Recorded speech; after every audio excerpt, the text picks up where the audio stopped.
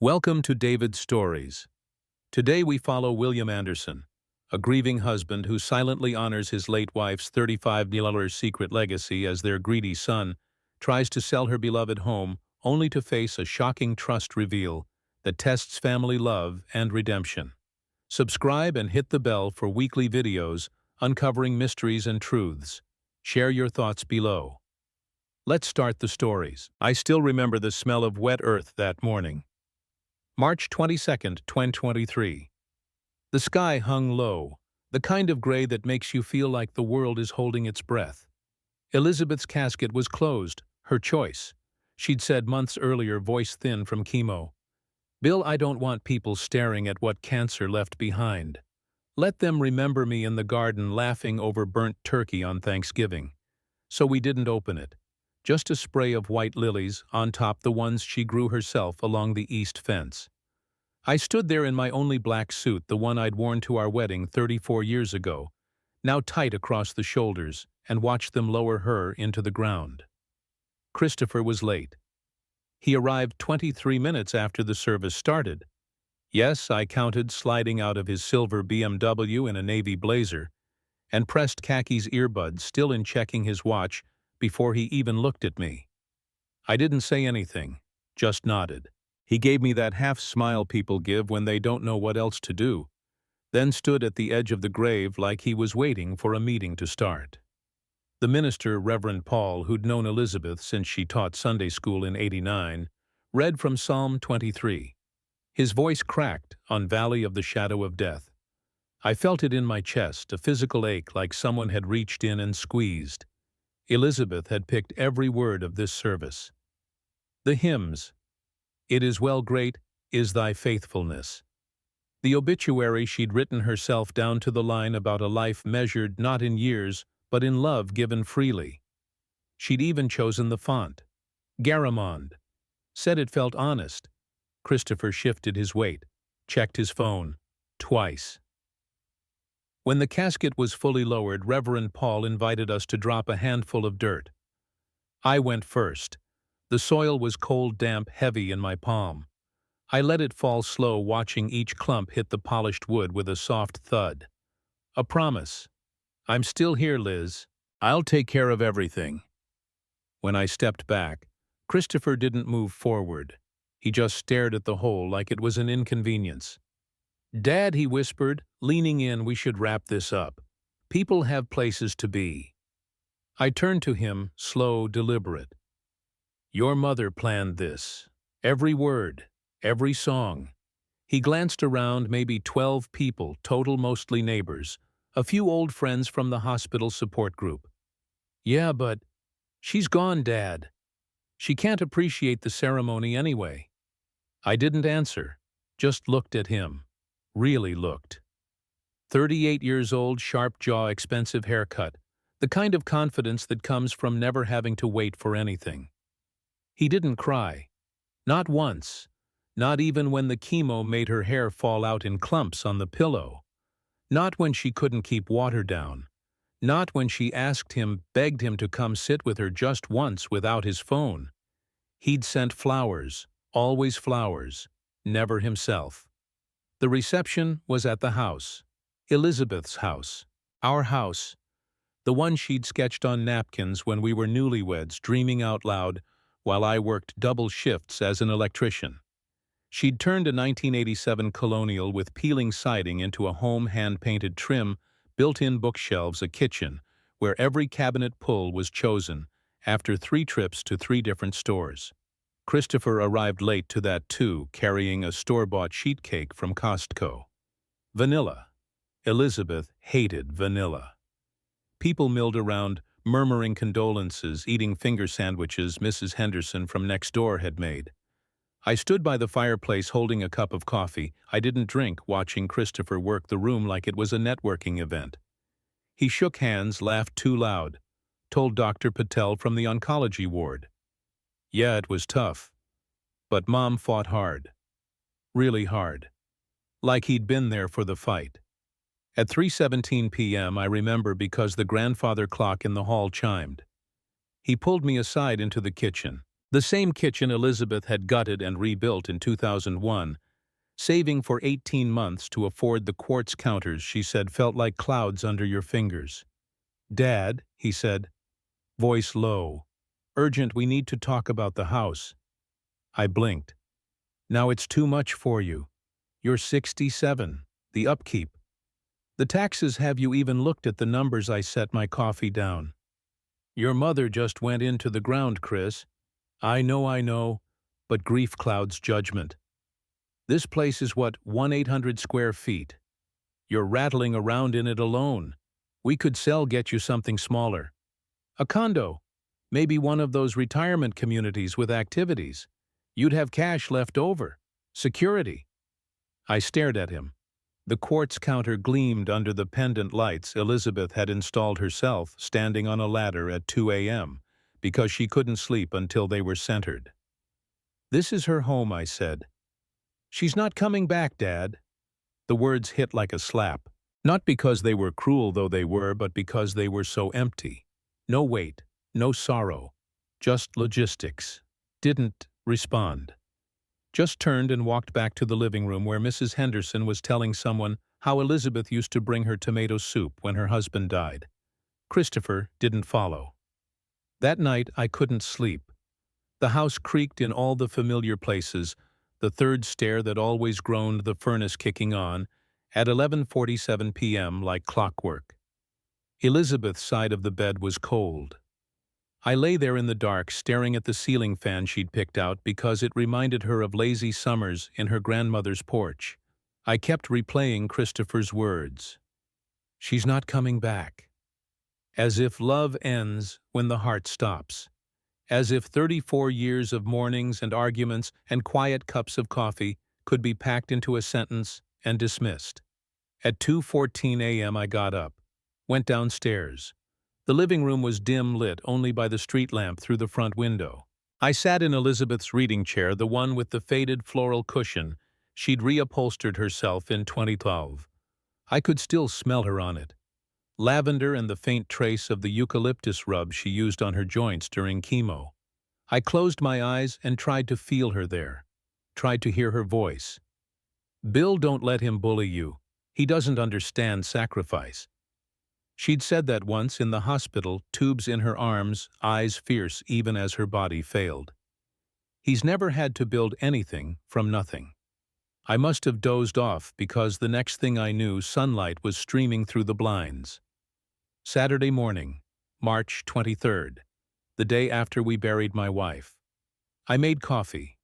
Black, 2 sugars, the way she hated. Sat at the kitchen island and stared at the backyard, the garden she'd spent 15 years cultivating. The rose arbor was bare now, but come June, it would explode in coral and peach blooms. She'd named every rose. "Peace double delight, Mr. Lincoln." I was halfway through my cup when the doorbell rang. I opened it to find a man in a polo shirt holding a metal sign. "For sale. Coldwell Banker, Janet Morrison, Realtor 680 to 700K. OBO." He smiled like he was delivering good news. "Morning, sir. Just need to stake this in the front yard. Should I put it near the mailbox or closer to the street?" I stared at the sign, then passed him to the driveway where Christopher was leaning against his BMW, arms crossed, watching. "Chris," I called, voice flat. "What is this?" He pushed off the car, walked up the steps. "Dad, we talked about this." "No, you talked. I listened. Look, I took the initiative. Janet's the best in the county. She thinks we can list at 700, maybe close, in 30 days. You'll be set." The realtor shifted awkwardly. "I can come back." "No," I said. "Take it down." Christopher's jaw tightened. "Dad, be reasonable. This isn't about sentiment. It's about your future." "My future," I repeated. The words tasted like ash. He sighed the way he used to when Elizabeth asked him to take out the trash, and he pretended not to hear. "I'll handle everything. You don't have to do a thing." I looked at the sign again. The glossy photo of our house smiling under blue skies that hadn't existed yesterday. The tagline, "Charming Colonial." Endless potential, endless potential. Like Elizabeth's life's work was a blank canvas for someone else's vision. "Take it down," I said again, quieter. The realtor glanced at Christopher. Christopher nodded tight-lipped. The man pulled the stake from the grass, folded the sign under his arm, and left. Christopher didn't. He stood there, hands in his pockets, looking at me like I was a problem to be solved. "Dad, you're not thinking clearly. Grief does that. But this," he gestured at the house, "this is just wood and drywall. Mom's not here to appreciate it." I stepped closer. Close enough to see the faint stubble on his jaw, the expensive watch he'd bought after his promotion last year. "Your mother spent 6 months picking out the paint color in the dining room. She drove to 4 different stores to find the exact shade of sage that caught the afternoon light. She redid the kitchen herself on her knees, sanding cabinets until her fingers bled. This isn't wood and drywall, Chris. This is her." He blinked. For a second I thought I saw something, guilt maybe, regret. But then it was gone, replaced by that smooth, practiced patience. "I get it. You're attached. But attachment isn't practical. You need to move forward." I didn't answer, just closed the door, locked it, leaned my forehead against the cool wood, and listened to his car start pull away. That was the first time I realized he didn't just want to sell the house. He wanted to erase her. But Elizabeth had taught me something Christopher never learned. Sometimes the most powerful thing you can do is stay silent and wait. Because grief doesn't make you weak. It makes you patient. And patience, I would soon discover, was about to become my greatest weapon. The door was still locked when I opened my eyes the next morning. I'd fallen asleep in Elizabeth's reading chair, neck stiff coffee, long cold on the side table. Sunlight slanted through the blinds in thin gold bars, catching dust motes that danced like tiny ghosts. I could almost hear her humming "Morning Has Broken Off Key," but happy while she watered the African violets on the windowsill. The violets were drooping now. I hadn't touched them since she left. My phone buzzed on the armrest. A text from Christopher. "Janet's coming by at 10 to do a walkthrough. Be ready." No question mark. No please, just an order. I stared at the screen until it went dark. Then I stood, slow bones creaking like the third stair. I made my way to the kitchen, started the coffee maker, the one Elizabeth had splurged on in 2018, because it had a thermal carafe and a timer. She'd set it every night so I'd wake to the smell. I didn't set it anymore. I just needed something to do with my hands. Janet Morrison arrived at 9:57, 3 minutes early, clipboard in hand. Smile bright as a billboard. Mid-50s, blonde bob blazer, the color of money. Christopher was right behind her, holding 2 paper cups from Starbucks. He handed me one. "Black, 2 sugars. Figured you'd need it." I took it. Didn't drink. Janet didn't waste time. "Mr. Anderson, may I call you Bill? This is a gem. Original hardwood floors, crown molding, that darling window seat in the living room. Buyers eat this stuff up." She was already walking, heels clicking on the oak Elizabeth had refinished herself in 1999, pregnant with Christopher, on her knees with a sanding block until 2 a.m., because she wanted it perfect before he was born. Christopher trailed her like a tour guide. "Kitchen's dated, obviously.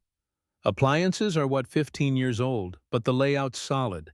Buyers will gut it, open it up, maybe knock down this wall." He tapped the one between the kitchen and dining room, the one Elizabeth had fought to keep because she liked the separation. "Cooking's messy, Bill. Let the mess stay in its own room." Janet nodded, scribbling. "Open concept is king. And the master bath, single vanity. We'll stage it with a pedestal sink, make it feel bigger. Oh, and the craft room upstairs." She wrinkled her nose. "Storage. Definitely storage." I followed them in silence, coffee cooling in my grip. They moved through the house like it was already someone else's. Christopher pointed out the cracked driveway, the gutters that needed cleaning, the roof that might need replacing in 5 years. Every flaw a selling point, every memory a liability. In the craft room, Elizabeth's sanctuary, Janet opened the closet, peered inside. This built-in desk is charming, but honestly, most buyers want a fourth bedroom. We could frame it out, add a closet. Boom, 4 beds, 2 baths. Listings fly at that. Christopher snapped a photo with his phone. Dad, you should see the comps. House down the street, smaller lot. No garden, sold for $665 last month. We're sitting on gold here. I looked at the desk. Elizabeth's sketches were still pinned to the corkboard above it. Floor plans for a dream house she never built. Color swatches taped in neat rows, a post-it that read sage green or seafoam, ask Bill. I'd told her seafoam. She'd gone with sage anyway. Said it felt like hope. Take the photos, I said. My voice sounded far away. But I'm not signing anything. Christopher's smile faltered. Dad, we're just gathering data. No pressure. Janet sensed the tension, flashed her teeth. Of course we'll comp it, stage it, make it shine. You'll be thrilled with the offers. She handed me a glossy folder. Market analysis, 123 Oakwood Lane. Inside printouts of Zillow listings, pie charts, a cover letter that began, Dear Seller. They left at 11:42.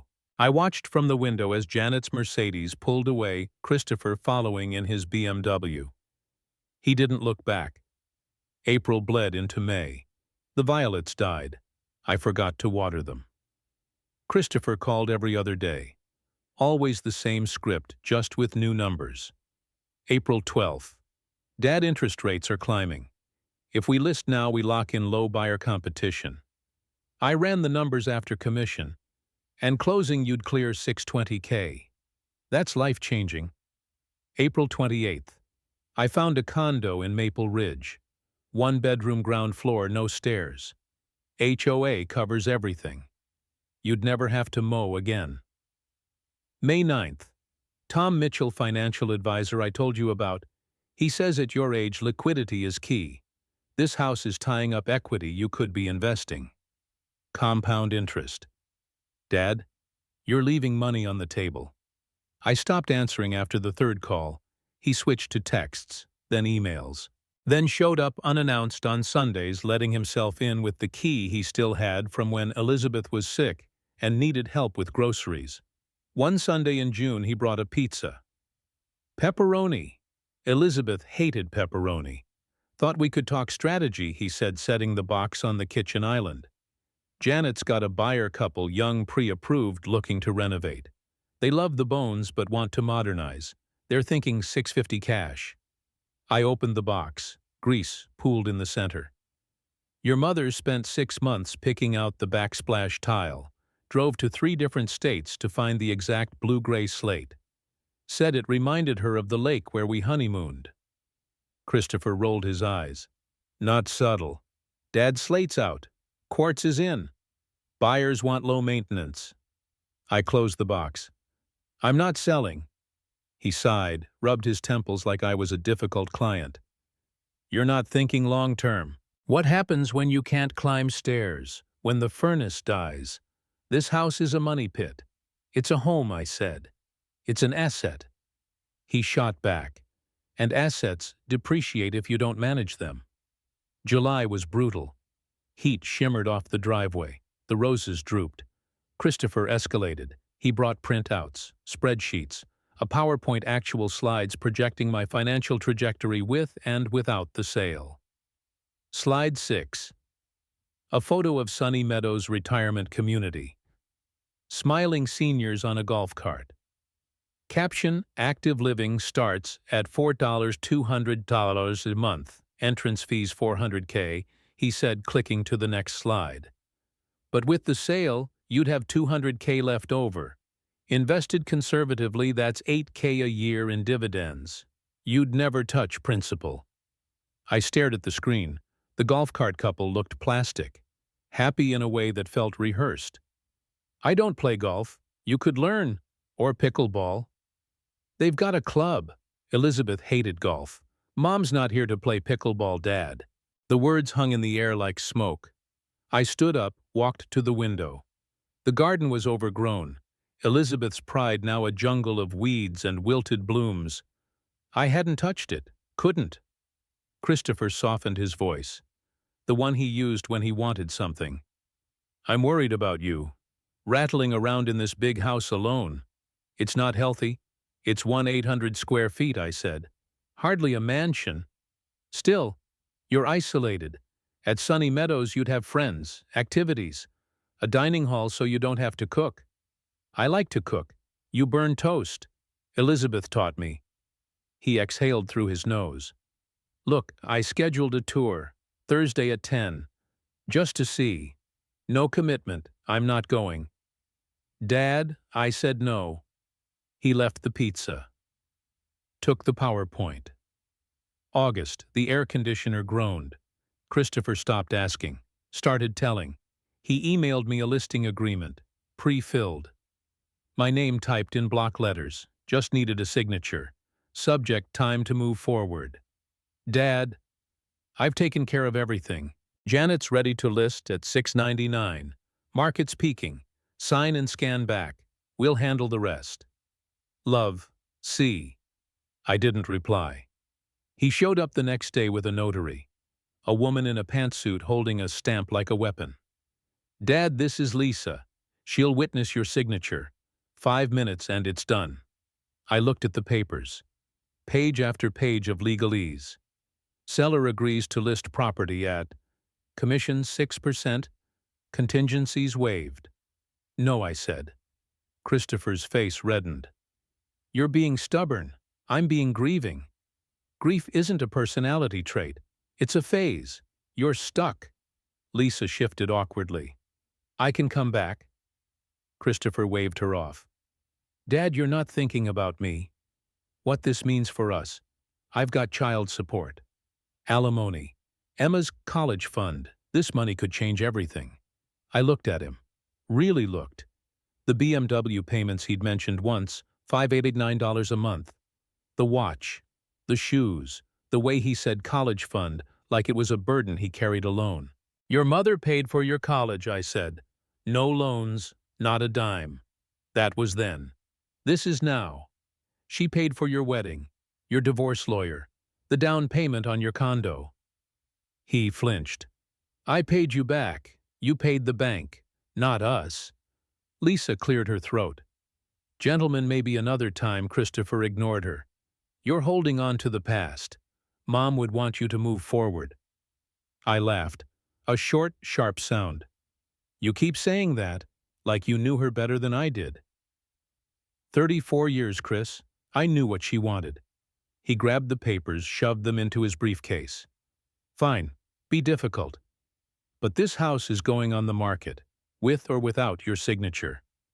Lisa left. Fast. September. The pressure became a vice. Christopher stopped pretending to ask. He brought contractors, 2 guys in work boots who measured walls and muttered about load-bearing beams. One took photos of the kitchen, shaking his head. This layout's a nightmare.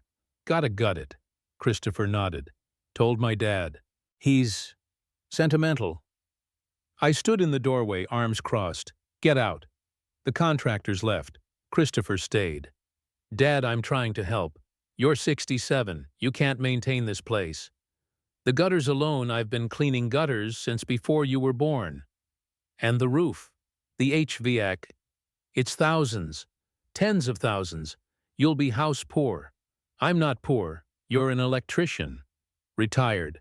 On a fixed income. I smiled. Small. You have no idea what I'm on. He blinked. What's that supposed to mean? Nothing, I said. Just that you see what you want to see. October. The gloves came off. Christopher brought Tom Mitchell, the financial advisor. Tall, slick cufflinks that caught the light like warnings. They sat at the dining room table, the one Elizabeth's grandmother had given us scarred from decades of Thanksgivings, and spread out more papers. Tom smiled like a shark. Bill, let's talk numbers. Your equity here is substantial, but it's illiquid, tied up, unproductive. If we sell, invest the proceeds in a balanced portfolio, 60-40 stocks to bonds, you're looking at $200K in annual income. Conservatively. I stared at the table. Elizabeth had refinished it herself in 2005 after Christopher spilled nail polish remover on it at 15. She'd sanded for days, cursing under her breath, then stained it a deep cherry that glowed in candlelight. She'd said, "Scars tell stories, Bill. We don't hide them." "I don't need 200K a year," I said. Tom leaned forward. "Everyone needs security. What if you need care, assisted living? This house could fund it." Christopher jumped in. "Exactly. Dad, I don't want to see you struggle." I looked at him. "You mean you don't want to feel guilty if I do?" His mouth opened, closed. Tom filled the silence. Emotionally, this is hard. But logically, it's a no-brainer." I stood. "Logic doesn't live here. Love does." Christopher followed me to the door. "Dad, you're not thinking about the future." "No," I said. "You're not thinking about the past." November. The house went live. I came home from the hardware store buying light bulbs Elizabeth would have teased me for needing. And there it was, a lockbox on the front door, a sign in the yard, professional photos on Zillow, charming 3-bed colonial, endless potential. The virtual tour showed strangers walking through my bedroom, my kitchen, Elizabeth's craft room staged with fake books, and a vase of grocery store tulips. Christopher texted, "Listed at $6.99, already 12 saved searches." "Told you." I didn't reply. That night I went to the craft room. Sat at her desk, opened the leather portfolio I'd found months ago, the one with the house plans. The sketch is the note that said, "If Christopher can't see this, he doesn't deserve it." I ran my fingers over her handwriting. The ink had faded in places, but the words were sharp. I found the business card again. David Coleman, estate planning attorney. On the back in Elizabeth's careful script, "Bill call if Christopher pushes. Trust the plan." I stared at it for a long time. Then I picked up the phone. But that's another part of the story.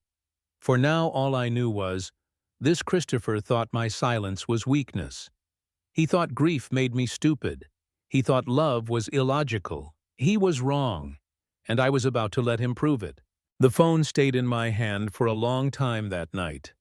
David Coleman's business card was soft at the edges from being touched too many times. I'd found it months ago, tucked between Elizabeth's sketches, like a secret she'd meant for me to discover only when I was ready. I hadn't been ready then. I was barely ready now. It was past midnight. The house was quiet except for the low hum of the refrigerator and the occasional creak of old wood settling. I sat in the craft room, the one Christopher wanted to turn into storage. The overhead light was off. Only the small desk lamp glowed, casting a warm circle over the leather portfolio I'd left open like a wound I couldn't close. I flipped to the last page again. Elizabeth's handwriting, smaller than usual, dated January 12, 2023, 2 months before she died. "This house is my masterpiece. Every room tells our story. If Christopher can't see that he doesn't deserve to inherit it." My throat tightened. I'd read those words 100 times, but they still hit like the first. She'd known. Even then, when she could barely hold a pencil, when the cancer had eaten her down to bones, and she'd known exactly what her son would do. I closed the portfolio. The leather was cracked in places, the brass clasp tarnished. She'd bought it in 1998 at a yard sale for $3. Said it smelled like possibility. She'd filled it with dreams, floor plans for houses we'd never build, garden layouts, renovation timelines, cost breakdowns written in her neat looping script. There were over 100 pages, some yellowed with age, some fresh, dated just weeks before her diagnosis. I opened it again, slower this time. Let my fingers trace the lines she'd drawn. A kitchen with an island big enough for grandkids to do homework while she baked. A sunroom with floor-to-ceiling windows facing west, so the light would catch the roses at golden hour. A master suite with a window seat identical to the one downstairs for reading on rainy days, she'd written in the margin. She'd never shown me this, not once in 34 years. I turned to a page near the middle. A sketch of our actual house, the colonial we'd bought in 1987, with a mortgage that terrified me and a down payment scraped together from overtime and skipped vacations. She'd drawn it before we moved in when it was still just peeling siding and cracked plaster. Next to it, the after, the built-ins, the crown molding, the kitchen with the quartz counters, and the slate backsplash she'd hunted 3 states for. Every detail exact, every measurement perfect. Underneath in red ink, Bill said yes to the oak banisters. $3,400, worth every penny. He smiled when I showed him the catalog. Said, "If it makes you happy, Liz, it makes me happy." He doesn't know I cried in the car. Happy tears. I didn't remember that. Or maybe I did vaguely like a dream. I remembered her excitement. The way she'd waved the catalog like a flag. The way she'd kissed me hard on the mouth and said, "We're doing this, Bill. We're making it ours." I turned another page. A cost breakdown for the kitchen reno. $28,000 total. She'd itemized everything. Cabinets, $9, $200, quartz counters, $4,800, slate tile, $3,100. Labor bills, sweat equity priceless. She'd drawn a little heart next to that last one. There was a sticky note on the next page. "Tell Bill the light fixture over the island is off-center by 3/8. He'll fix it. He always does." He did. I had. With a level and a curse, and her standing behind me, hands on my hips, whispering, "Left, left, perfect." I kept turning. Page after page of her mind laid bare. Not just renovations, dreams, a treehouse for grandkids, a greenhouse, a porch swing wide enough for 2, a note in the corner of one page. "If we ever win the lottery, build this for Emma. She'll love the turret." Emma was 6 when she wrote that. Christopher had rolled his eyes when Elizabeth showed him the sketch, said, "Mom, we're not royalty." I found the business card again, flipped it over. "Bill, if anything happens to me, call David immediately. Don't let Christopher pressure you into anything. Trust the plan." My hands shook. I set the card down like it might burn me. I'd ignored it for months, told myself it was just Elizabeth being cautious. She'd always been the planner. Christmas gifts bought in July, taxes filed in January, hurricane supplies in May. This was just more of that. Right, but it wasn't. I stood up, legs numb from sitting too long, walked to the window. The street was dark except for the glow of the porch light Elizabeth had installed in 2015 because she hated coming home to a black house. I stared at my reflection in the glass, old man gray, stubble eyes red from not sleeping. Behind me, the portfolio sat open like a confession. I went back to the desk, opened the bottom drawer, the one that always stuck. Inside a manila envelope. Thick, sealed. My name on the front in Elizabeth's handwriting. I didn't open it. Not yet.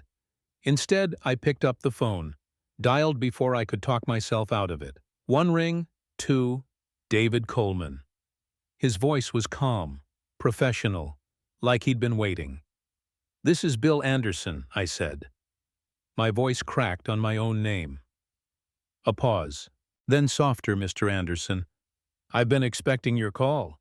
He didn't ask how I was, didn't offer condolences, just said Elizabeth was very specific. She said you'd call when Christopher started pushing. "Are you ready to meet?" I looked at the envelope, the portfolio, the business card. "Yes," I said. "I think I am." We set it for January the 3rd. His office downtown, 10 a.m. I hung up, sat back down, stared at the envelope until the words blurred. Then I opened it. Inside a single sheet of paper. Heavy stock. Elizabeth's stationery, the one with the tiny pressed flowers in the corner. "My dearest Bill. If you're reading this, I'm gone, and Christopher is doing exactly what I feared. I'm sorry I kept secrets. I'm sorry I didn't tell you everything, but I was protecting us. Both of us. There's a trust. You're the trustee. The house is safe. The money is safe. Christopher has no claim unless you decide he's earned it. Call David, watch the video, then decide what kind of man you want to be when no one's watching. I love you more than houses, more than money, more than anything but the life we built in the quiet spaces between the noise. Don't let him take that from you. Liz, I read it 3 times, then folded it carefully like it might crumble. The video. She'd mentioned a video. I went downstairs, to the safe in the study, the one behind the false panel Elizabeth had installed when Christopher was little, and kept finding her surprises before Christmas. I'd forgotten the combination until now. Her birthday, 0315. The safe clicked open. Inside a small USB drive. Black, unlabeled. I took it upstairs, plugged it into the ancient laptop Elizabeth had used for her design software, the one that still had a sticky note on the lid. Bill, do not update Windows. It will break AutoCAD. The drive opened. One file. For Bill MP4, I clicked it. The screen filled with her face. She was in a hospital bed, IV in her arm, hair gone, chemo cap crooked. But her eyes, God, her eyes were the same, bright, fierce, alive. "Hi, sweetheart," she said. Her voice was thin but steady. "If you're watching this, it means I'm gone, and Christopher is pushing you to sell our house." I stopped breathing. She smiled, small, sad, knowing. "I know this trust might seem like a betrayal, keeping secrets from you, but I was protecting both of us. Christopher has never understood the value of things that can't be bought. Our home isn't real estate to him, it's an asset to be liquidated."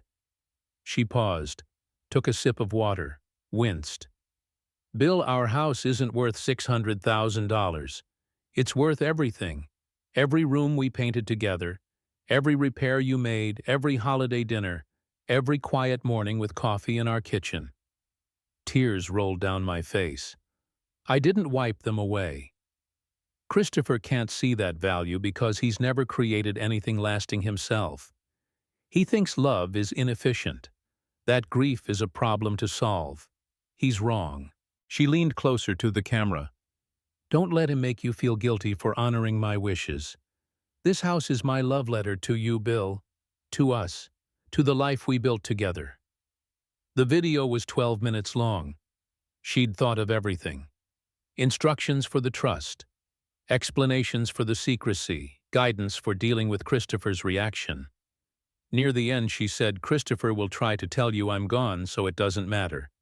But love doesn't die with the body. Love lives in the places we chose to put it." When it ended, I sat in silence. The laptop screen went black. My reflection stared back, older, broken, but not defeated. I looked at the portfolio again, the sketches, the notes, the dreams.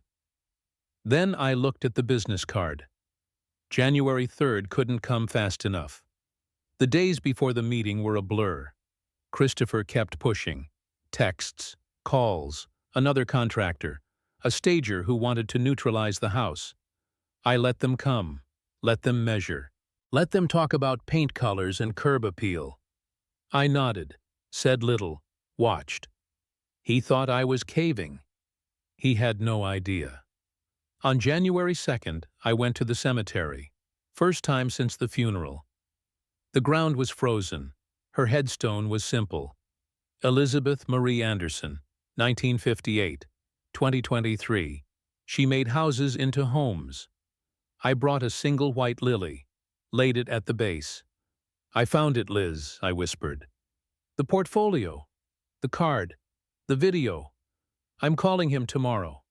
The wind carried my words away. "I should have seen it sooner.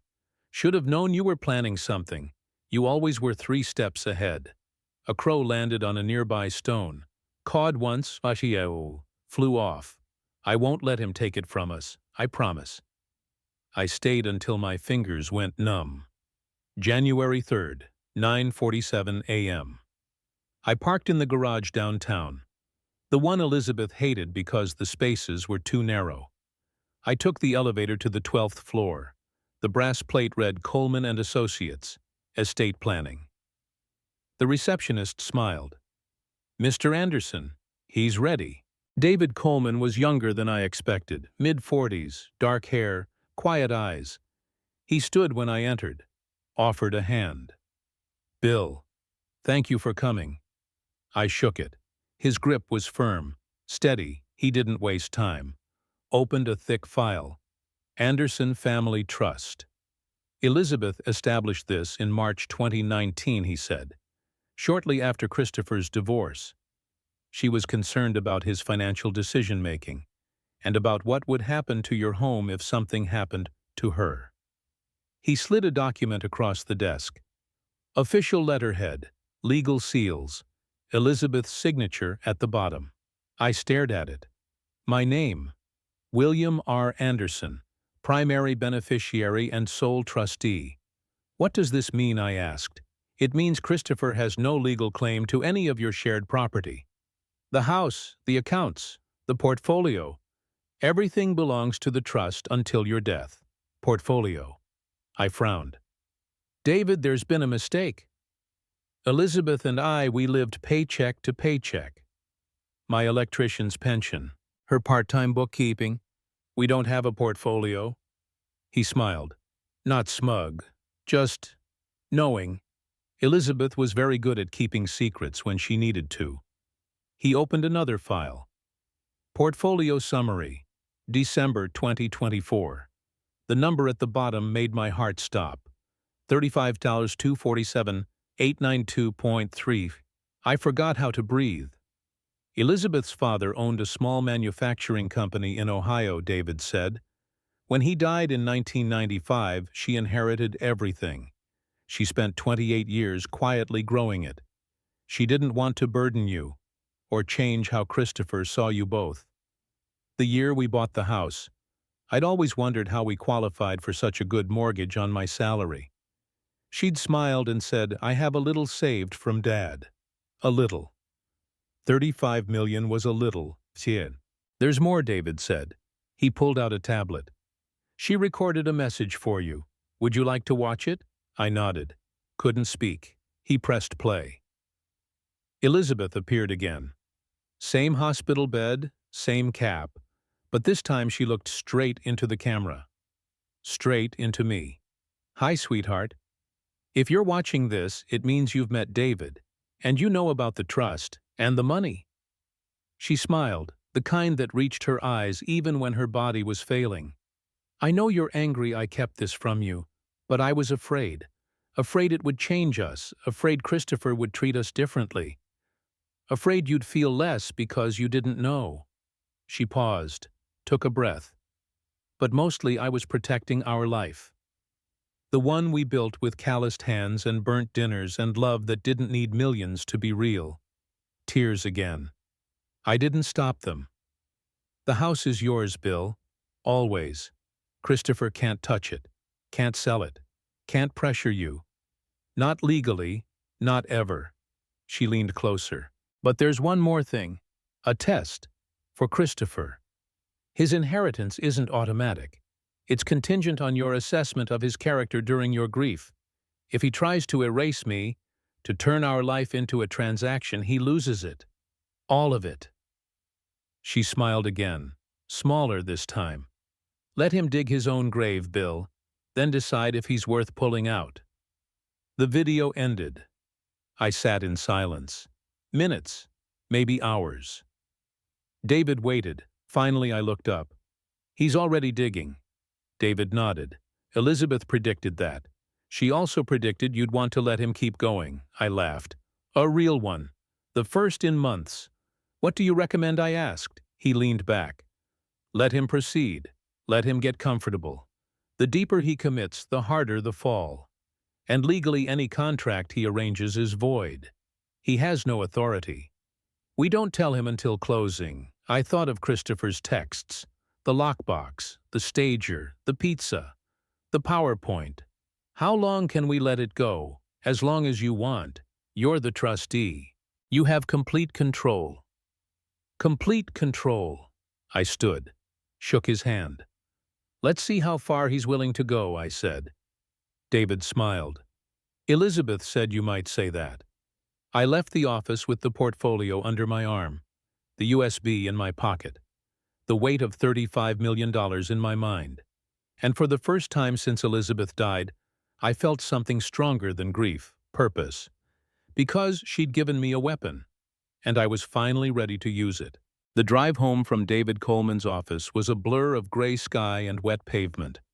January the 3rd, 2024. The city felt colder than it had that morning, like the world had tilted a few degrees, while I was inside learning that my wife, my Liz, had been a secret millionaire for 28 years. I kept one hand on the steering wheel, the other clutching the leather portfolio on the passenger seat, like it was the only thing keeping me tethered to Earth. $35, 892.33. I said it out loud at a red light. The number sounded fake, like something from a game show.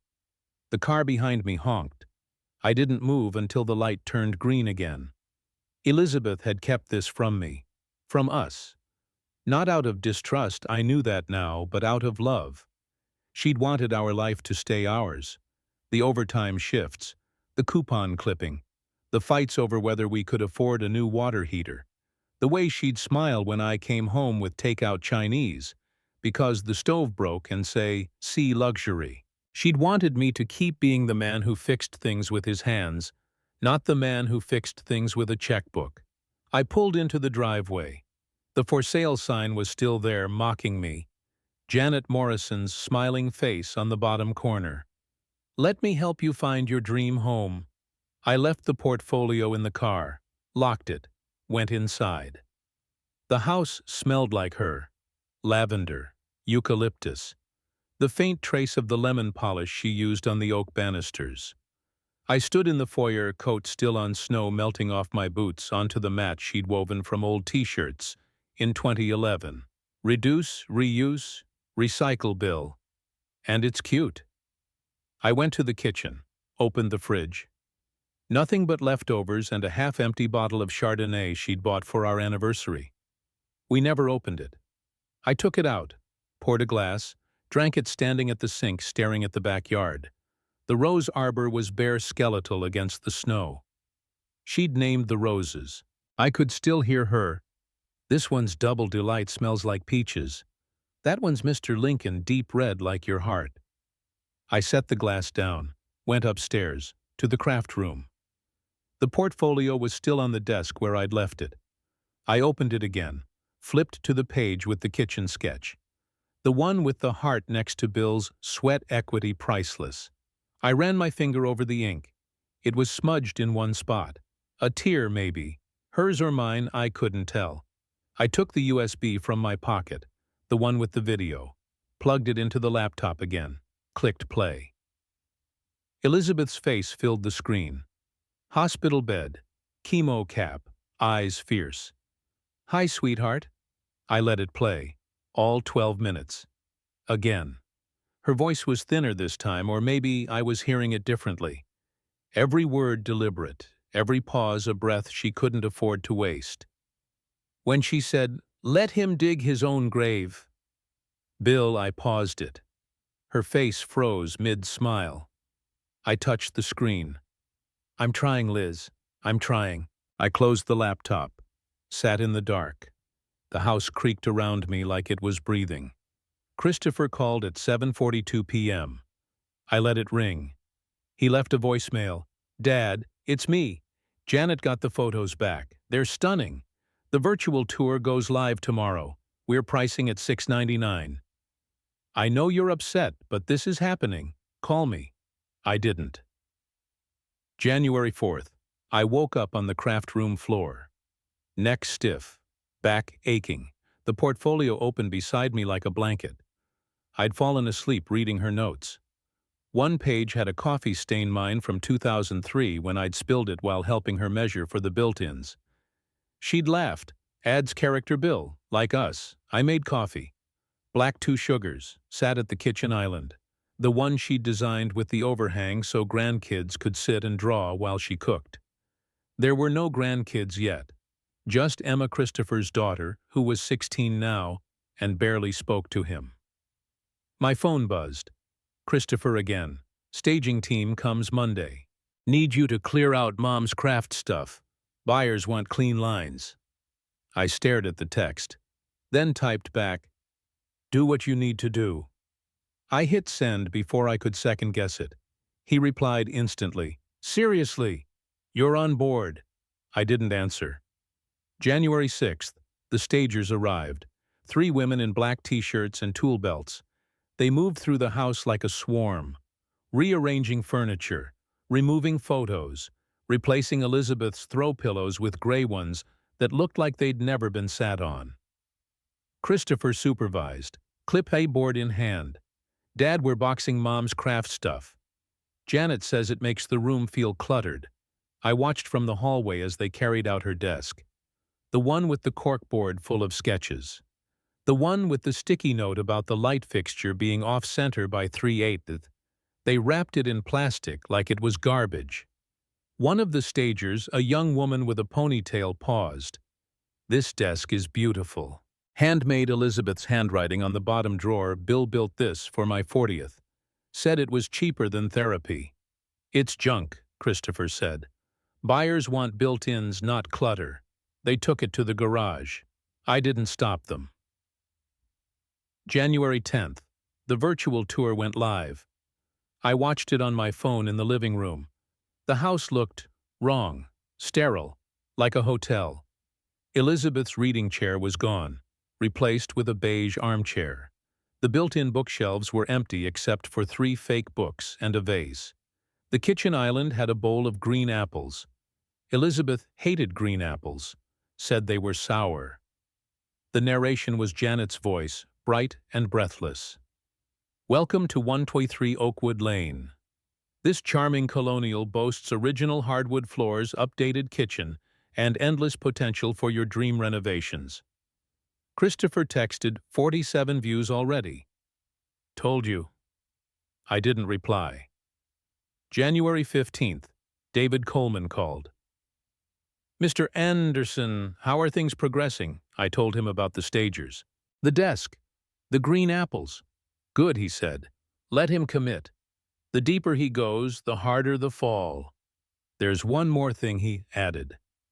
"Elizabeth left something else. For when you're ready." "What?" "A letter. And instructions. For the closing." I swallowed. Whenever you say." But she wanted witnesses. People Christopher respects. Professionals. She was thorough. I laughed. "A real one. That sounds like her." January 20th. The first showing. I watched from the upstairs window as a young couple pulled up in a Tesla. Janet led them through the front door. Christopher arrived 10 minutes later, shaking hands like a politician. I could hear them downstairs. "The kitchen's solid, but you'll want to open it up." "The master's cozy, but combine it with the spare room for a suite." "The craft room's perfect for a nursery." Christopher's voice carried, "My parents had specific tastes, but buyers want neutral." I closed the curtains. January 25th. Another showing. A retired couple. They loved the garden. Janet said mature landscaping adds value. Christopher said needs updating. I sat in the attic, the one place they hadn't touched. Elizabeth's Christmas decorations were still there. The angel she'd made from pipe cleaners in 1995. The ornament Christopher painted in kindergarten, his handprint in red glitter. "To Mommy and Daddy love, Chris." I held it. The glitter flaked onto my jeans. February 1st. Christopher brought champagne, not the good kind, the $1,200 bottle from the grocery store. He popped it in the kitchen. Foam spilled onto the quartz counter. To new beginnings, he toasted. Alone. I didn't drink. "Dad, we've got 3 offers pending. Highest is $680 cash. 30-day close, the Pattersons. They're pre-approved for renovations. They love the bones." I nodded. "Sounds good."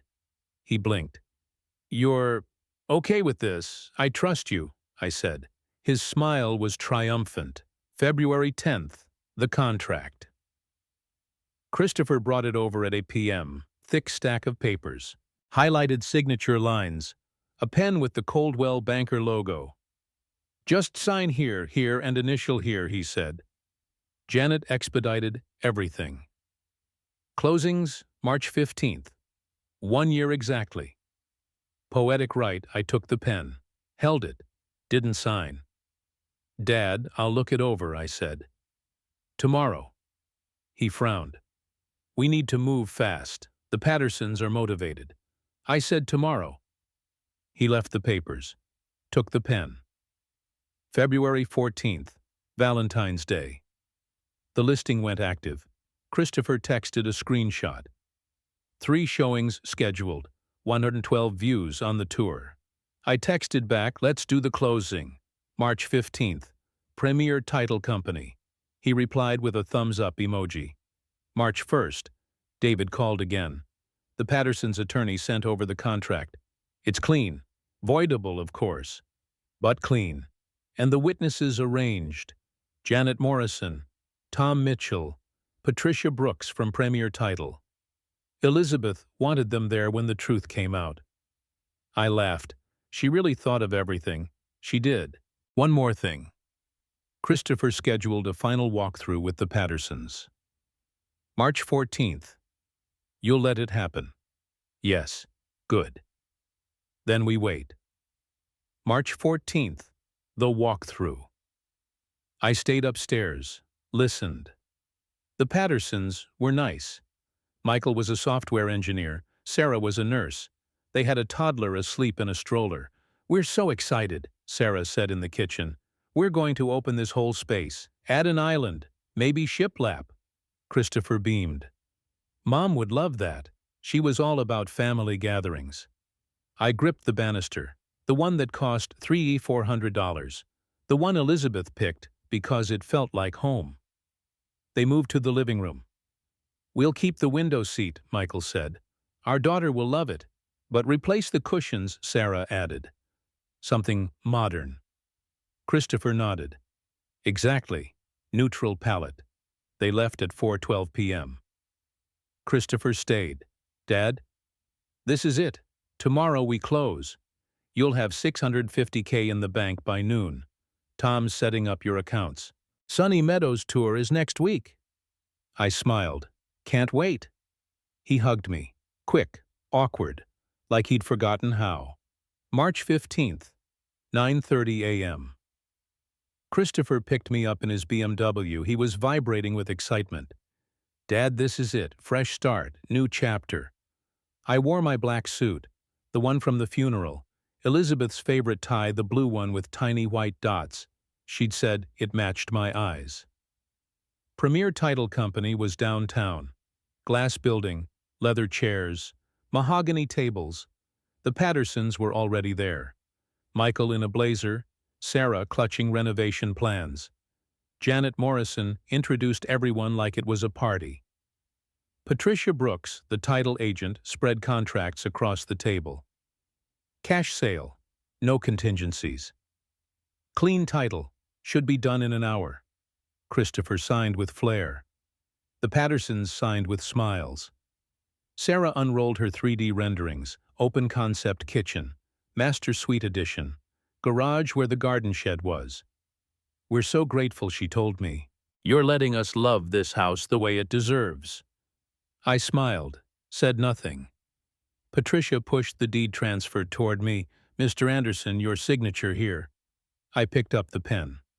"Set it down. Actually, I said there's something I need to discuss first." Christopher frowned. "Dad, what?" I pulled out my phone. Dialed. "David, it's Bill. We're at closing." "Excellent timing. I'll be there in 15." I hung up. Christopher's face went white. "Dad? What attorney?" "You don't have an attorney. I do now." The room went still. Patricia looked concerned. "Is there a problem with the sale?" "There might be," Christopher whispered.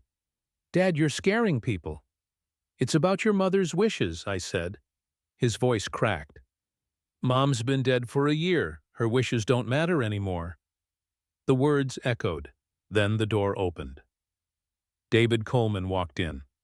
Briefcase, quiet authority. "Good morning. I'm David Coleman, attorney for the Anderson Family Trust." Christopher stood so fast his chair fell. "Trust what?" "Trust." David opened his briefcase, took out the file. Anderson Family Trust. Esterne, March 2019. "Christopher, he said your father has something to tell you." All eyes turned to me. I stood. Slowly. "Son, I said your mother established a trust 4 years ago. She was concerned about what might happen to our home after she passed." Christopher's mouth opened, closed. David slid the summary across the table. $35,247,892.33. Silence. Sarah Patterson gasped. Michael stared. Janet went pale. Christopher grabbed the papers. "This is impossible. You're lying." David laid out bank statements, investment accounts, bonds, real estate holdings. "Your mother inherited a company in 1995, grew it quietly. She didn't want it to change how you treated them." Christopher sank into his chair. $35 million. Mom was worth $35 million. Your mother was worth more than money, I said. "But yes." He looked at me, eyes wild. "Why didn't you tell me?"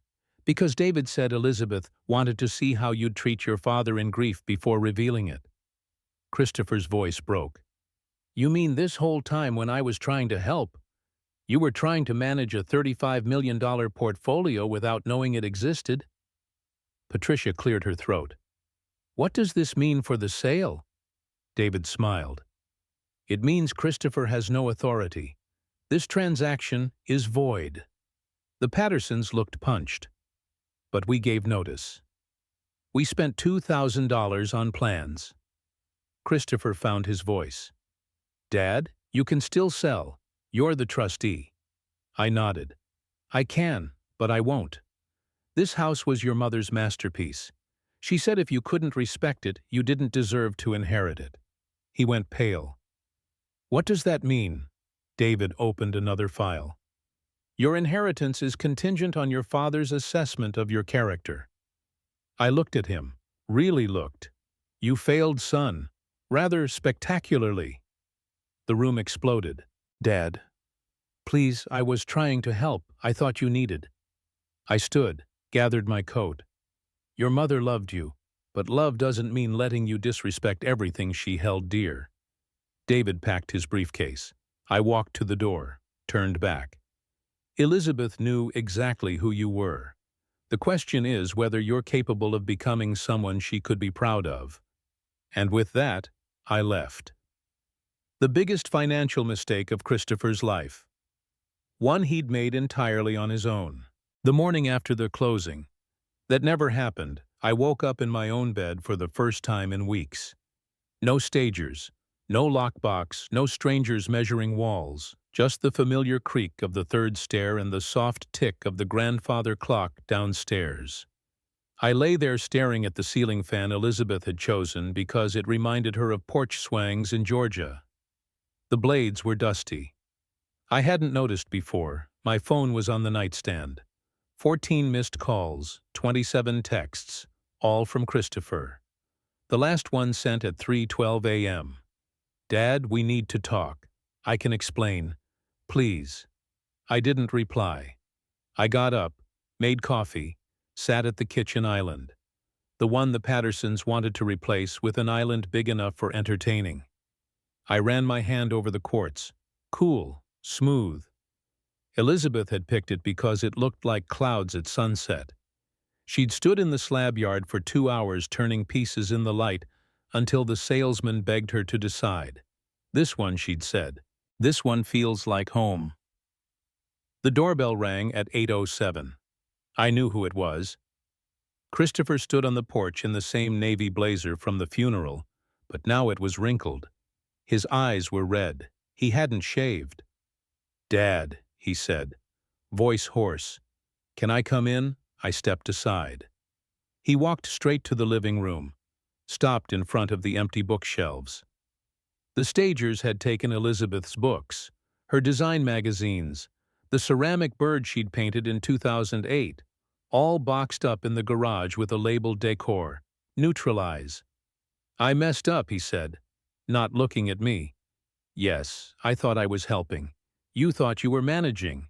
He turned. I was trying to protect you. From what memories? He opened his mouth, closed it. I walked past him to the kitchen, poured 2 cups of coffee. Black for me, 2 sugars for him. He still took it like he did at 12. I set his on the island.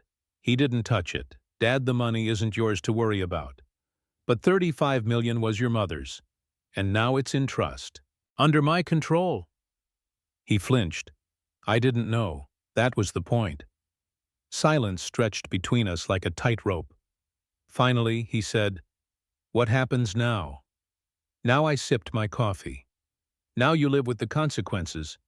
He looked around. Really looked. The reading chair was back in its corner. The stagers had returned it after the failed closing. The floral cushion was faded, but the indent from Elizabeth's body was still there. He stared at it like he was seeing it for the first time. I thought, his voice cracked, I thought if I sold the house you'd be free.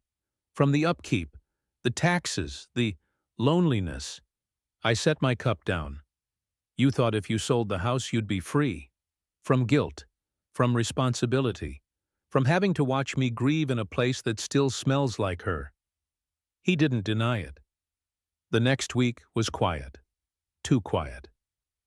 Christopher didn't call, didn't text.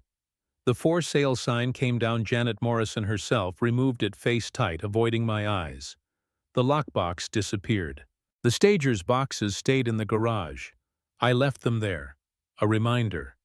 I spent my days in the craft room. Elizabeth's desk was back, the corkboard repinned with her sketches. I found the one she'd done of the sunroom, west-facing windows, built-in benches, a skylight shaped like a star. In the margin, for Bill's 70th, he'll pretend he doesn't want it. Build it anyway. I traced the star with my finger, smiled, cried. Both. February 22nd. The Pattersons' attorney sent a demand letter. $12.37, 89 architectural plans, $2,000, moving truck deposit, $800 storage unit, 3 months, $200, lost wages, time off for walkthroughs, $200, emotional distress, 5 vouch 47,089. I read it at the kitchen table, laughed out loud. Emotional distress, from people who wanted to gut Elizabeth's kitchen. Christopher showed up at 6 p.m. with the same letter in his hand. His BMW was gone, replaced by an Uber. "Dad," he said, "I'll pay it." "With what?" He looked at the floor. I have some savings. You spent your savings on the BMW lease. $589 a month. You told me." He swallowed. "I'll sell the watch. The golf clubs. I'll figure it out." Out. I handed him the letter. "You have 30 Wes." He nodded. Took it. Left. March 1st. Word spread. Mrs. Henderson from next door brought a casserole. Tuna. Elizabeth hated tuna. "Bill," she said, setting it on the counter, "is it true Christopher tried to sell the house without your permission, and your wife, God rest her, was secretly rich?" I peeled back the foil. Noodles stared up at me like tiny accusations. "It's complicated, Helen." She patted my hand. "That boy always was too eager to change things. Elizabeth loved this house exactly as it was." She left. The casserole went in the trash. March 5th. Janet Morrison called. "Mr. Anderson." "Anderson, I owe you an apology." Christopher led me to believe he had authority. I never would have listed if I'd known. He believed he did too. "The Pattersons are furious. They're talking lawsuit. Christopher's handling it." A pause. "I hope you'll consider Coldwell again when you're ready to sell." "I'm not. Ever. March 10th. Christopher's BMW was repossessed. I watched from the window as the tow truck hooked it up in his office parking lot. His co-workers gathered, phones out. He stood on the sidewalk in his blazer, hands in pockets staring at the ground. The driver handed him paperwork. He signed without looking up. That night he showed up on foot, snow in his hair, breath fogging. "Dad, can I come in?" I let him. He stood in the foyer, dripping. "I lost the car," he said. "I saw. I gave notice on my apartment. Thought I'd have the commission. The inheritance. Now I'm back in the same building. Double deposit for breaking the lease." I didn't say anything. He looked around. "The stager's boxes are still here." "They are." He walked to the garage, opened the door. The desk was there, the books, the ceramic bird. He picked up the bird, turned it over. Elizabeth's signature on the bottom in blue paint, "For my family." "Mom." He set it down carefully. "I'll pay the Pattersons," he said. "Even if it takes a year." Good. March 15th. 1 year exactly since Elizabeth died. I went to the cemetery, brought a white lily, laid it at the base of her stone. I let him dig Liz, just like you said. He's in the hole now. The wind carried my words away. I don't know if he'll climb out, but he's trying. A crow landed, cawed, flew off. March 20th. Emma called.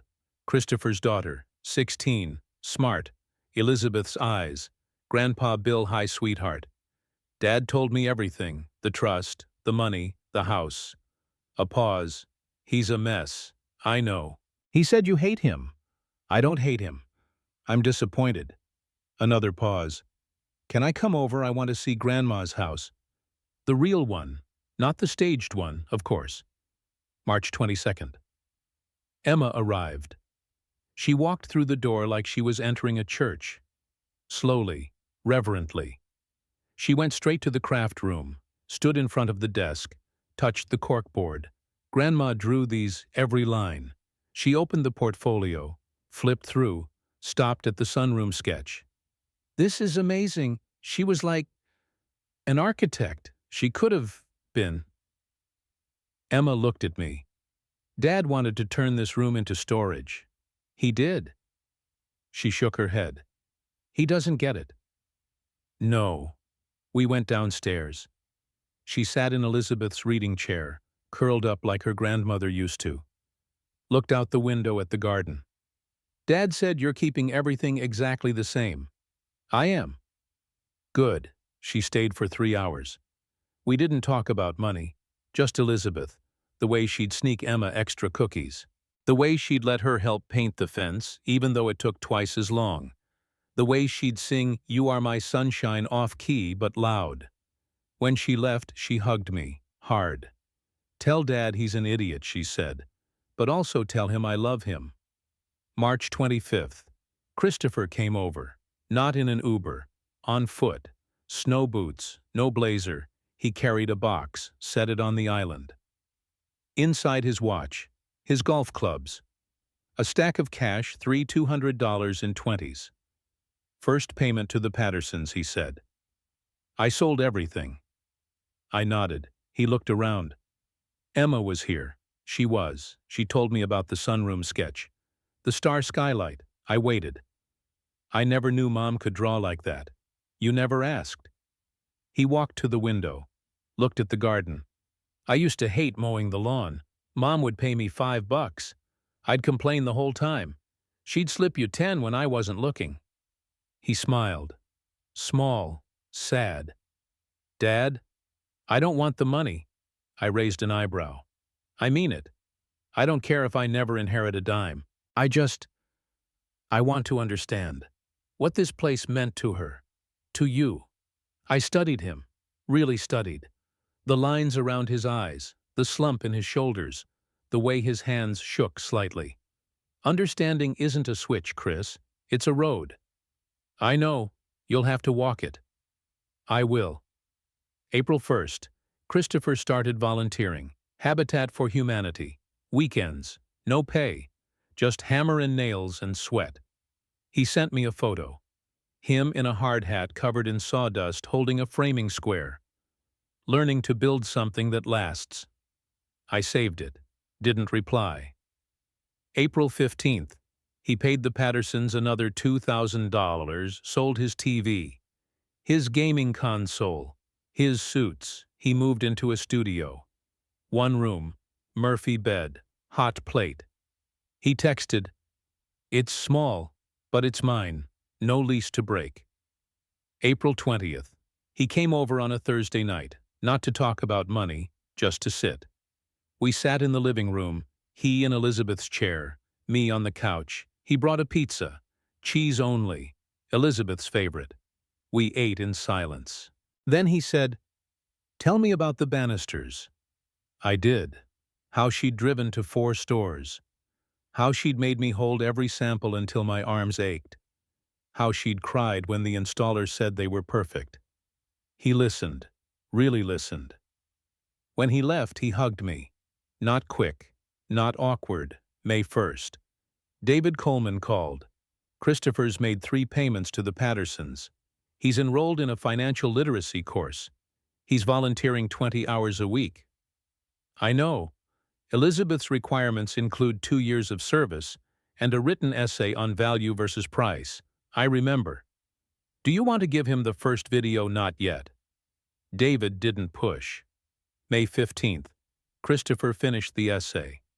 200 words. Handwritten. He left it on the kitchen island. I read it at 2 a.m. Value is what you build when no one's watching. Price is what you pay when you forget. It wasn't perfect, but it was a start. May 20th. He came over on a Sunday, brought tools, a level, a tape measure. I want to fix the gutter, he said, the one that leaks by the garage. I handed him the ladder. We worked side by side, like I used to with Elizabeth. He measured. I held. He cursed when the bracket slipped. I laughed. When it was done, he stepped back, admired it. Straight, he said, like your mother wanted. He smiled, real this time. June 1st. The roses bloomed. Double delight. Mr. Lincoln. Peace. Christopher came over every Sunday now. Not to manage, not to fix me, to listen, to learn, to remember. And for the first time since Elizabeth died, the house didn't feel empty. It felt like a beginning. I remember the exact moment the offer landed. It was a Thursday in late January 3rd, 4:47 p.m., and I was in the kitchen wiping down the quartz island with the same lemon oil Elizabeth had used every Sunday for 20 years. The cloth smelled like her citrus and memory, and I was humming "Great is Thy Faithfulness" off-key when my phone buzzed on the counter. Christopher Dad, $650K cash, 30-day close, Pattersons. They love it. Call me. I stared at the screen until it dimmed. Then I set the cloth down, walked to the window and looked at the garden. The snow had melted in patches. The rose canes were black and brittle, waiting for spring. Elizabeth used to stand right here every February, hands on hips, planning her pruning like a general. Cut hard, Bill. They'll thank you in June. The phone buzzed again. Janet's drawing up paperwork. We can sign tomorrow. This is it. I didn't answer. That night I went to the craft room. The portfolio was open to the sunroom sketch, the one with the star skylight. I'd left a yellow legal pad on the desk. I wrote a single line in Elizabeth's favorite blue pen. He's at the edge of the hole. Let him jump. I underlined it twice.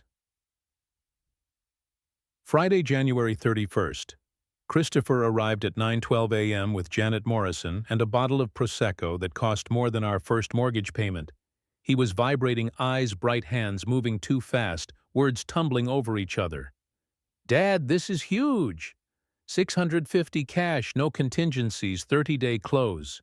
The Pattersons are pre-approved for a Reno loan. They're talking open concept quartz island shiplap accent wall. They're in love with the bones. Janet smiled like she'd won the lottery.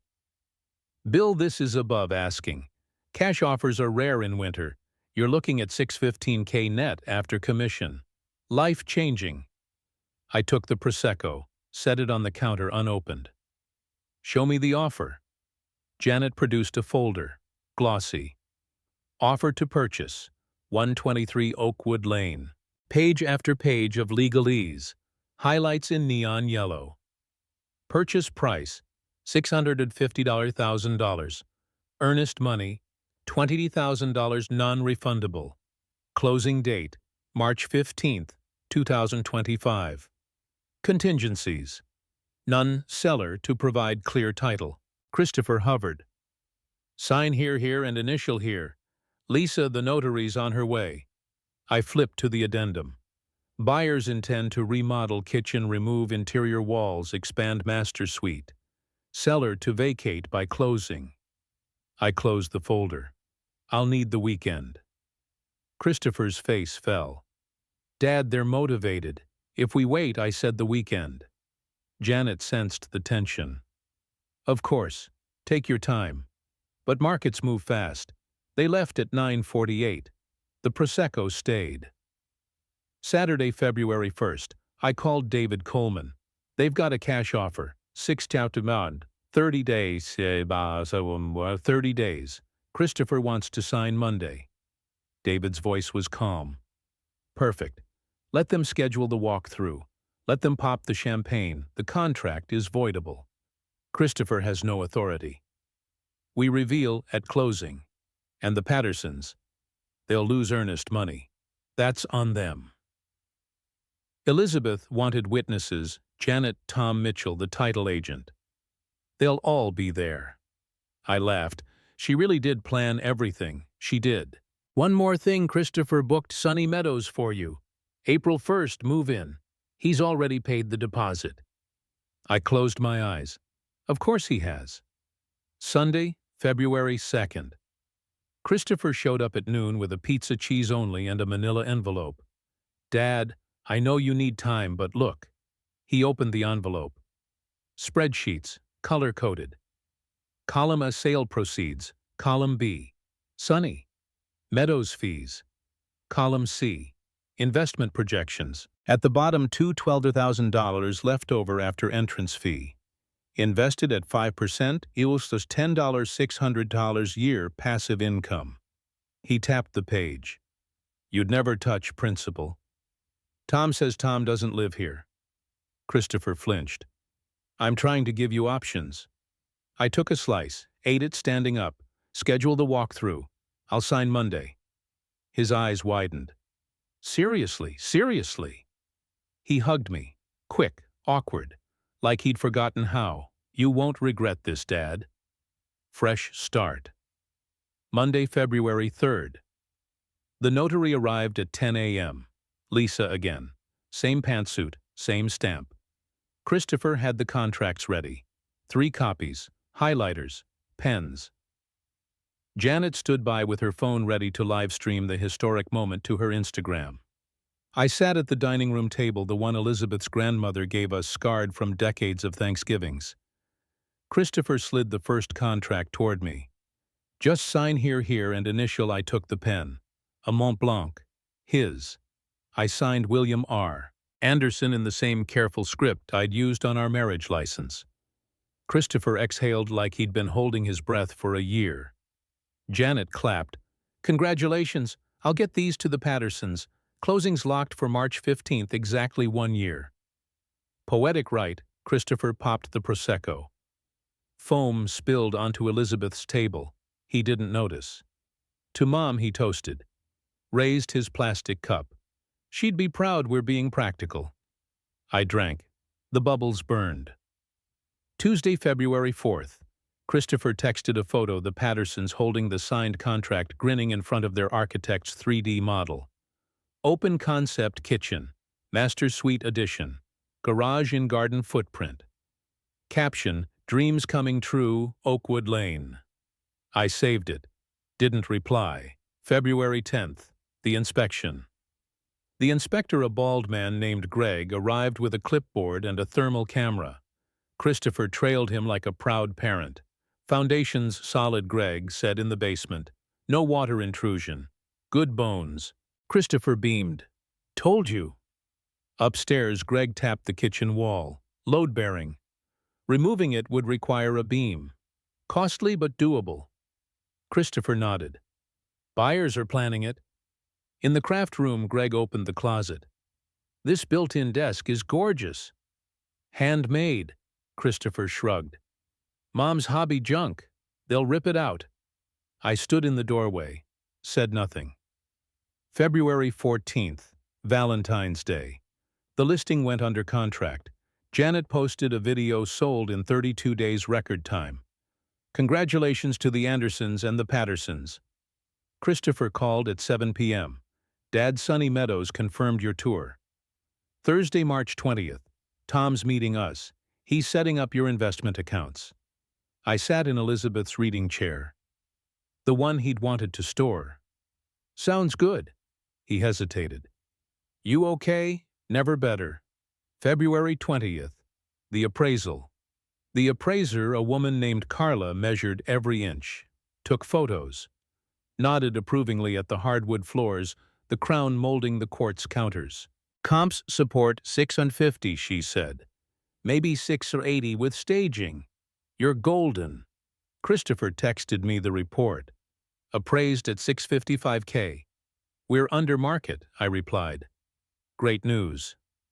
March 1st. The final walkthrough. The Pattersons arrived at 2 p.m. Michael in a Patagonia vest, Sarah pushing a stroller with their toddler Lily asleep under a blanket. Christopher greeted them like old friends. Welcome home. They walked through the house with Janet and an architect, tall guy, tablet in hand, pointing at walls. Sarah in the kitchen. We'll open this whole space. Island here. Pendant lights, shiplap backsplash. Michael in the living room, window seat stays. Lily will love it. But new cushions, something modern. Christopher nodded. Exactly. Neutral palette. In the craft room, the architect tapped the desk. This goes. We'll frame in a closet. Fourth bedroom. Sarah smiled at me. We're so grateful, Mr. Anderson. You've kept it in pristine condition. I smiled back. Elizabeth did. They left at 4:03. Christopher stayed. Dad, they're perfect. Young family. They'll love it the way he stopped. Caught himself. The way it deserves. I poured him coffee. Black, 2 sugars. Closings in 2 weeks. He took the cup, hands shaking slightly. I booked the moving truck. April 1st. Sunny Meadows said they'll hold your spot. I nodded. You've thought of everything. He smiled. Relieved. I have. March 10th. The champagne arrival. Christopher showed up at 6 p.m. with a bottle of Veuve Clicquot and 2 flutes. Early celebration, he said. Tom's finalizing your portfolio. 60-40 split. Conservative. You'll clear 200K after Sunny Meadows. He popped the cork. Poured. Handed me a glass. To new beginnings. I clinked his flute. Drank. The bubbles tasted like betrayal. March 12th. The title company packet. Patricia Brooks emailed the closing disclosure. Seller proceeds $615,842. Buyer funds $650,000. Closing March 15th. 10 a.m. Premier Title Company. Christopher forwarded it with a note. Sign the last page. Bring ID. We're done. I printed it. Signed in blue ink. William R. Anderson tucked it into the portfolio. Next to Elizabeth's sunroom sketch, March 14th, the final countdown. Christopher called at 8 a.m. Dad, everything's set. Movers confirmed. Sunny Meadows sent welcome packet golf cart tour dining hall menu. You'll love it. I sat in the craft room. The desk was clear except for the portfolio and a single white lily in a vase. I'm ready, I said. He exhaled. Good. I'll pick you up at 9:30 tomorrow. Black suit, black suit. That night I sat in Elizabeth's reading chair until 2 a.m. The house was quiet. The stager's boxes were gone, returned after the contract. The books were back on the shelves. The ceramic bird on the mantel. The throw pillows with the tiny embroidered roses. I opened the portfolio one last time. To the page with the kitchen sketch. The heart next to Bill's sweat equity priceless. I wrote beneath it in the same blue pen. He signed. He toasted. He scheduled the golf cart. The hole is dug. Tomorrow we fill it with truth. Bill. I closed the portfolio, set it on the desk, turned off the light. The house settled around me like a promise kept. Christopher thought tomorrow was his victory. He had no idea it was Elizabeth's. March 15th, 25. Exactly 1 year since Elizabeth took her last breath in that hospital bed, tubes in her arms, eyes still fierce. I woke before the alarm, 5:47 a.m. The house was dark, the kind of quiet that feels sacred. I lay there listening to the familiar creaks, the third stair, the furnace kicking on the soft tick of the grandfather clock downstairs. Elizabeth's side of the bed was cold, but I could still smell her on the pillow. Lavender eucalyptus, the faint trace of the eucalyptus rub she used on her joints during chemo. I got up, showered, put on the black suit, the one from the funeral, the one from our wedding, the blue tie with white dots, Elizabeth's favorite. Matches your eyes, Bill. Makes you look like a movie star. I stood in front of the mirror, knotting it slow, deliberate. My hands didn't shake. Not once. Downstairs I made coffee. Black 2 sugars, sat at the kitchen island. The quartz gleamed under the pendant lights she'd installed at 2 a.m. because she couldn't sleep until they were centered. I ran my hand over the surface. Cool, smooth, clouds at sunset. I could still hear her voice. The portfolio was on the counter, closed. The USB drive tucked inside. David Coleman's business card clipped to the front. I didn't open it. I didn't need to. Every word was burned into me now. At 8:12 a.m. My phone buzzed. Christopher. On my way. Be there 9:15. Black suit looks sharp. Dad, this is our day. I didn't reply. 07 a.m. The BMW pulled into the driveway, silver, polished. Christopher stepped out in a navy blazer, pressed khakis, the Mont Blanc pen in his breast pocket. He checked his watch. Rolex, the one he'd bought after his promotion. He smiled at the house like it was already sold. He knocked. I opened the door. Morning, Dad. He hugged me. Quick, practiced. You ready? I nodded. Let's go. He drove. Fast. Talking the whole time. Patricia Brooks confirmed everyone's on time. Pattersons are bringing their architect final measurements. Janet's got the champagne. Tom Mitchell's meeting us with the investment packet. Sunny Meadows sent a welcome basket, golf balls, a visor, the works. I stared out the window. The city blurred past, snow on the ground, bare trees. The cemetery where Elizabeth rested. I'd left a white lily there yesterday. Tomorrow, Liz, tomorrow they'll know. Christopher kept going. After closing, we'll swing by Sunny Meadows. Tour starts at 2.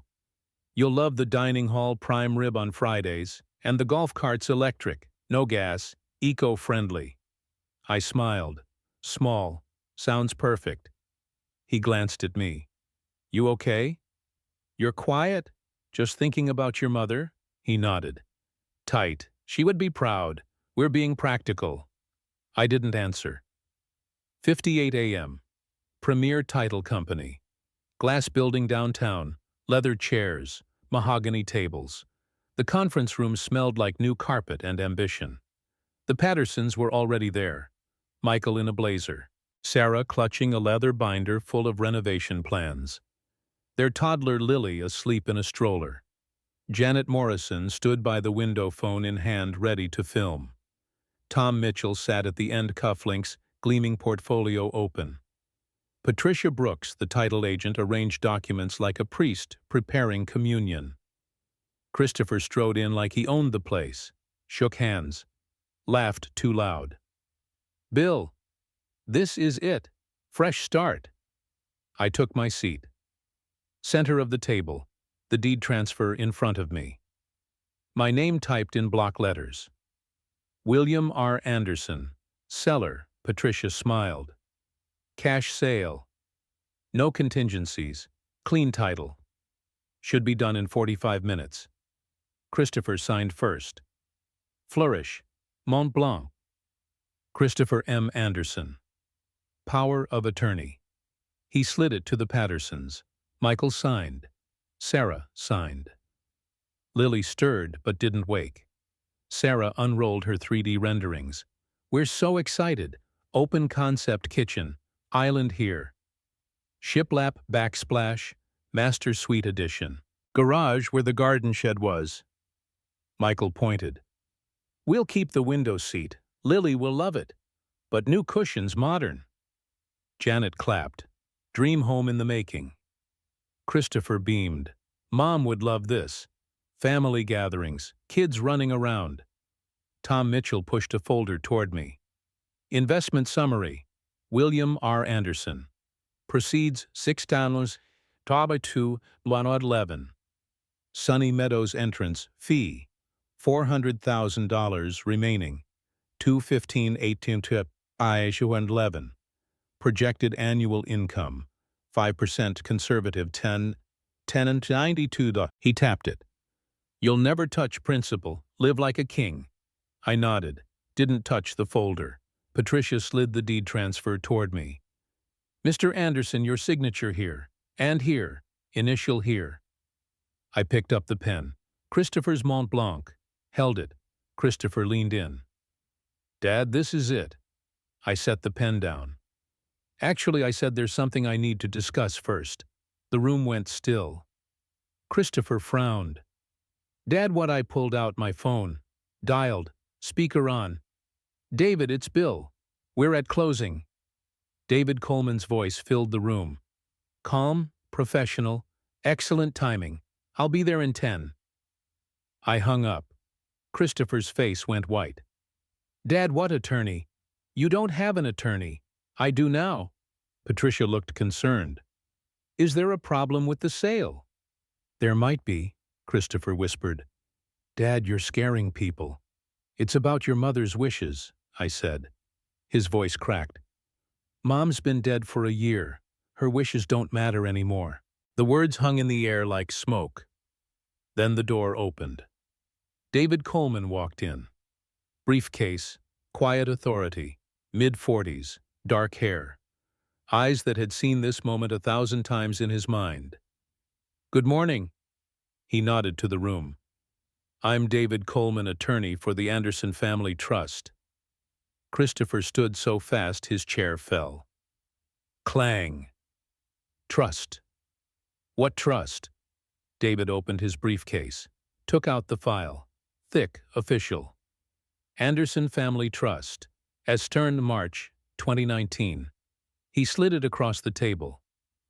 Christopher, your father has something to tell you. All eyes turned to me. I stood, slowly. The black suit felt heavier now, like armor. Son, I said, your mother established a trust 6 years ago, shortly after your divorce. She was concerned about your financial decision-making, and about what would happen to our home if something happened to her. Christopher's mouth opened. Closed. What are you talking about? David opened the file. Portfolio summary. December 2024. He turned it toward the table. The number at the bottom glowed like a spotlight. 35,247,892.30. Silence. Sarah Patterson gasped. Michael stared. Janet went pale. Tom Mitchell's cufflinks stopped gleaming. Christopher grabbed the papers. This is impossible. You're lying. David laid out bank statements, investment accounts, bonds, real estate holdings, a deed to a commercial property in Ohio, a tech startup valued at $8 million, a vineyard in Napa. Your mother inherited a small manufacturing company from her father in 1995, David said. She spent 28 years quietly growing it. She didn't want to burden you, or change how Christopher saw you both. Christopher sank into his chair. 35 million. Mom was worth 35 million. Your mother was worth more than money, I said. But yes, he looked at me, eyes wild. Why didn't you tell me? Because David said Elizabeth wanted to see how you'd treat your father in grief before revealing it. Christopher's voice broke. You mean this whole time when I was trying to help? You were trying to manage a $35 million portfolio without knowing it existed. Patricia cleared her throat. What does this mean for the sale? David smiled. Not smug, just final. It means Christopher has no authority. This transaction is void. The room exploded. Sarah. But we gave notice on our apartment. Michael. We spent $2,000 on architectural plans, Janet. The commission, Tom. The investment projections. Christopher and found his voice. Dad, you can still sell. You're the trustee. I nodded. I can, but I won't. This house was your mother's masterpiece. She said if you couldn't respect it, you didn't deserve to inherit it. He went pale. What does that mean? David opened another file. Inheritance contingency clause. Your inheritance is contingent on your father's assessment of your character during his grief. If you attempt to erase Elizabeth's legacy, to turn her life into a transaction, you forfeit your claim. I looked at him. Really looked. The blazer, the watch, the Mont Blanc, the man who'd toasted with Prosecco over his mother's grave. You failed, son, rather spectacularly. Christopher stood again. Chair scraped. Dad, please, I was trying to help. You scheduled a golf cart tour. I thought you brought pizza with pepperoni. Your mother hated pepperoni. He flinched. Sarah Patterson's voice rose. We have a child. We need this house, Michael. We'll sue for breach. David raised a hand. You'll lose. The contract is void ab initio. Christopher had no power of attorney. The earnest money is forfeited. Janet Morrison whispered, by commission. Tom Mitchell closed his folder. This is unprecedented. Christopher turned to me, eyes wet. Dad, I didn't know. I swear, I thought I was saving you. You were saving yourself from guilt. He shook his head.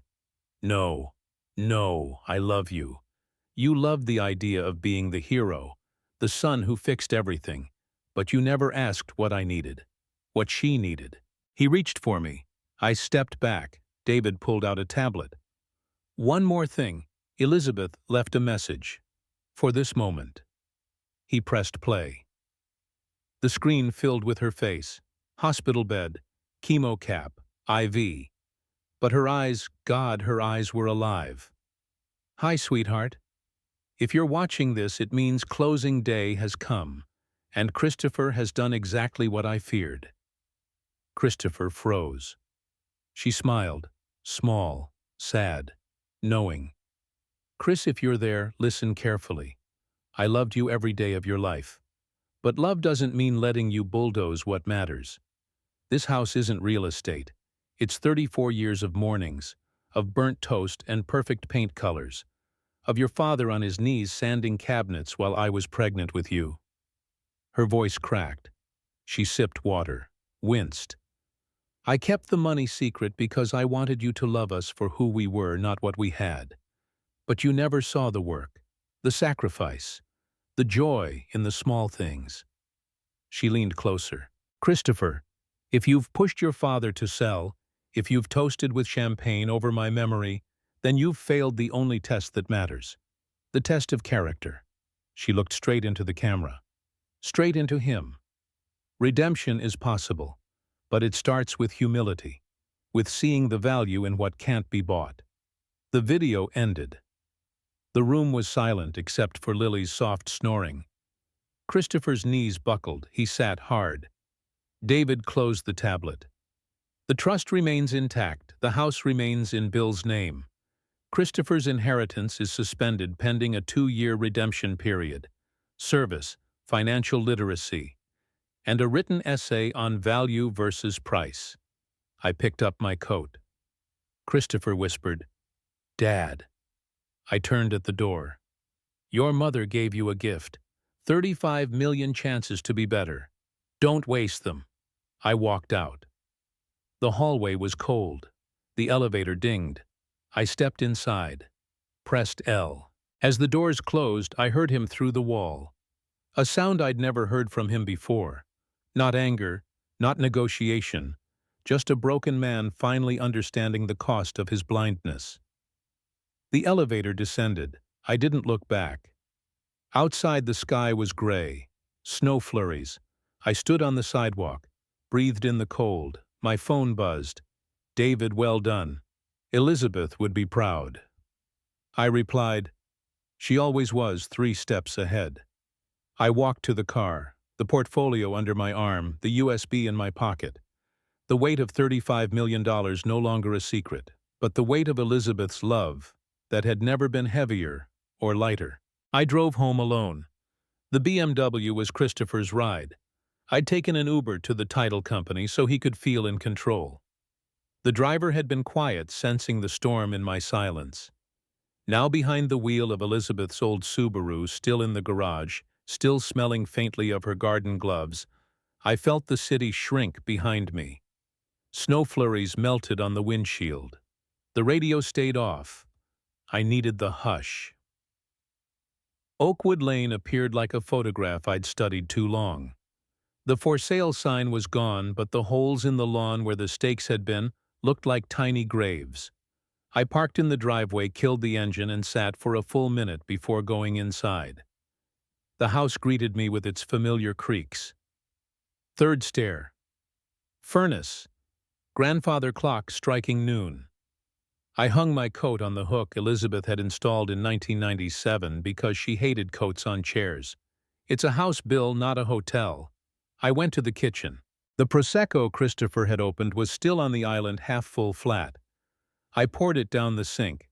The bubbles gurgled like a dying laugh. I opened the fridge, took out the Chardonnay we'd never opened for our anniversary, poured a glass, drank it standing up, staring at the backyard.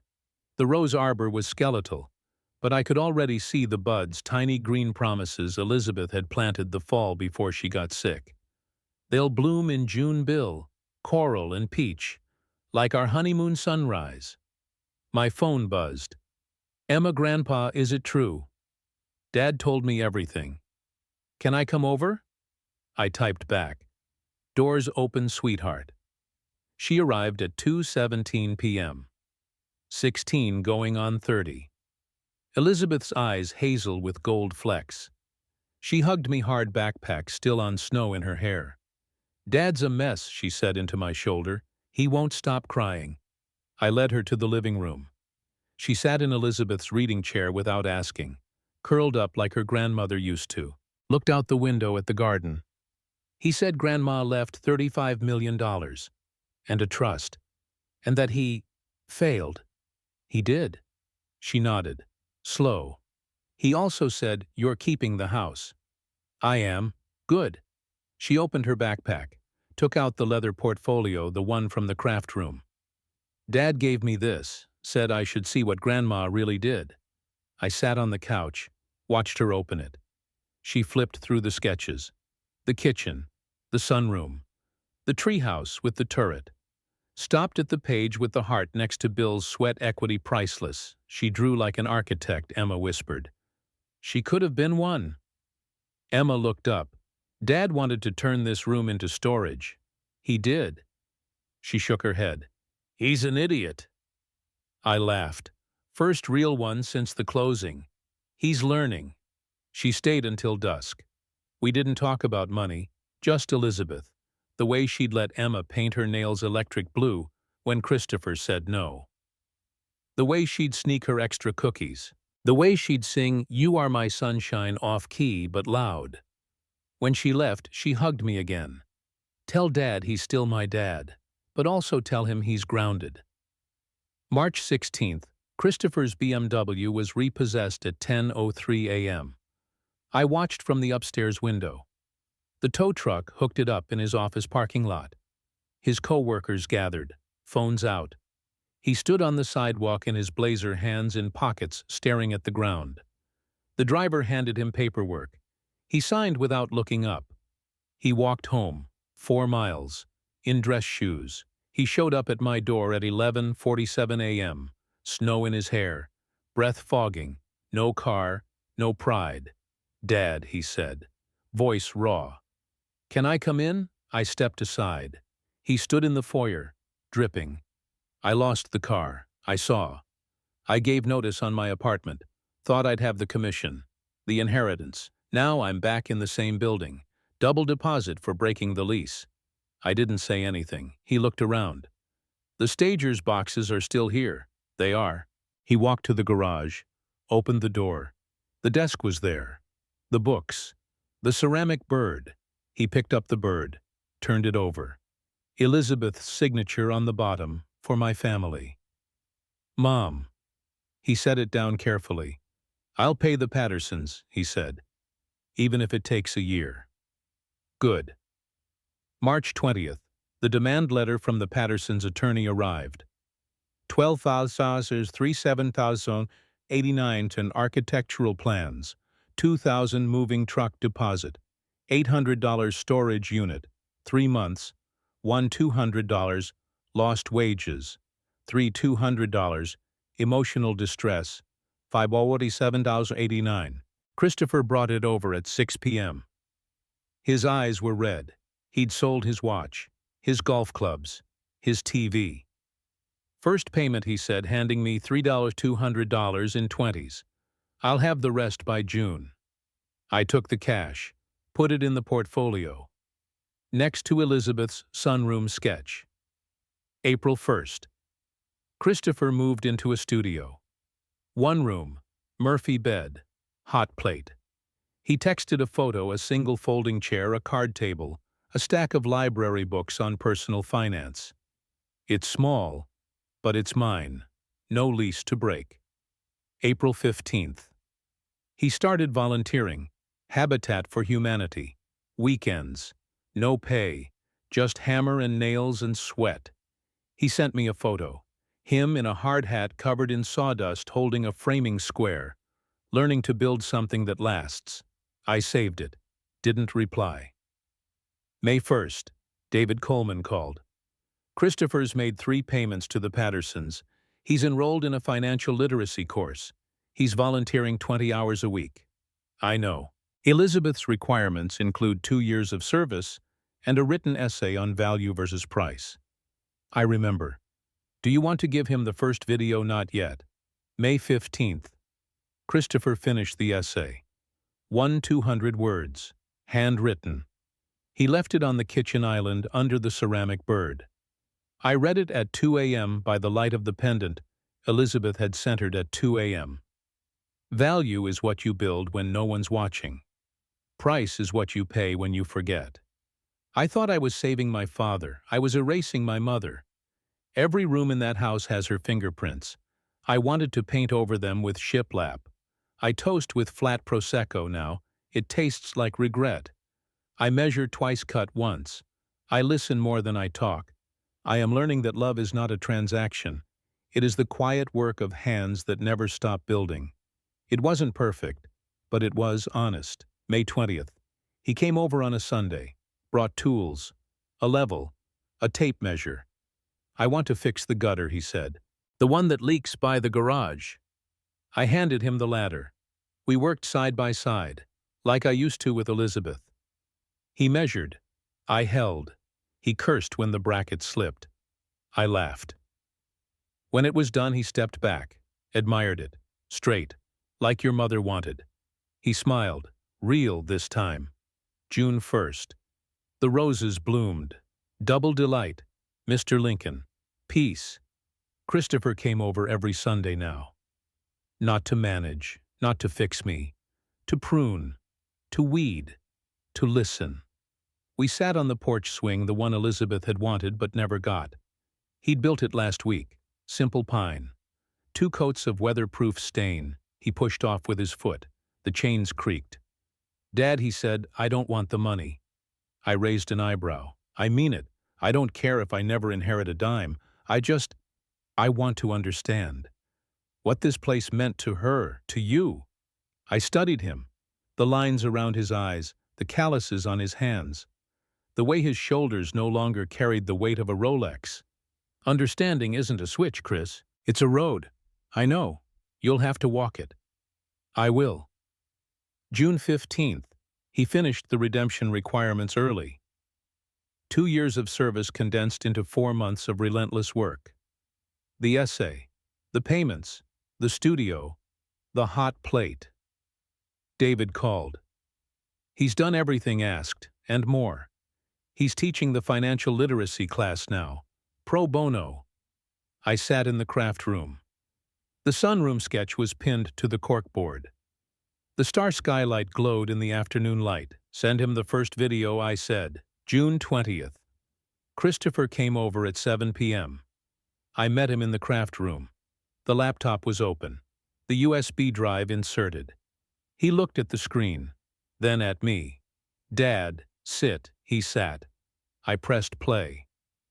Elizabeth appeared, hospital bed, chemo cap.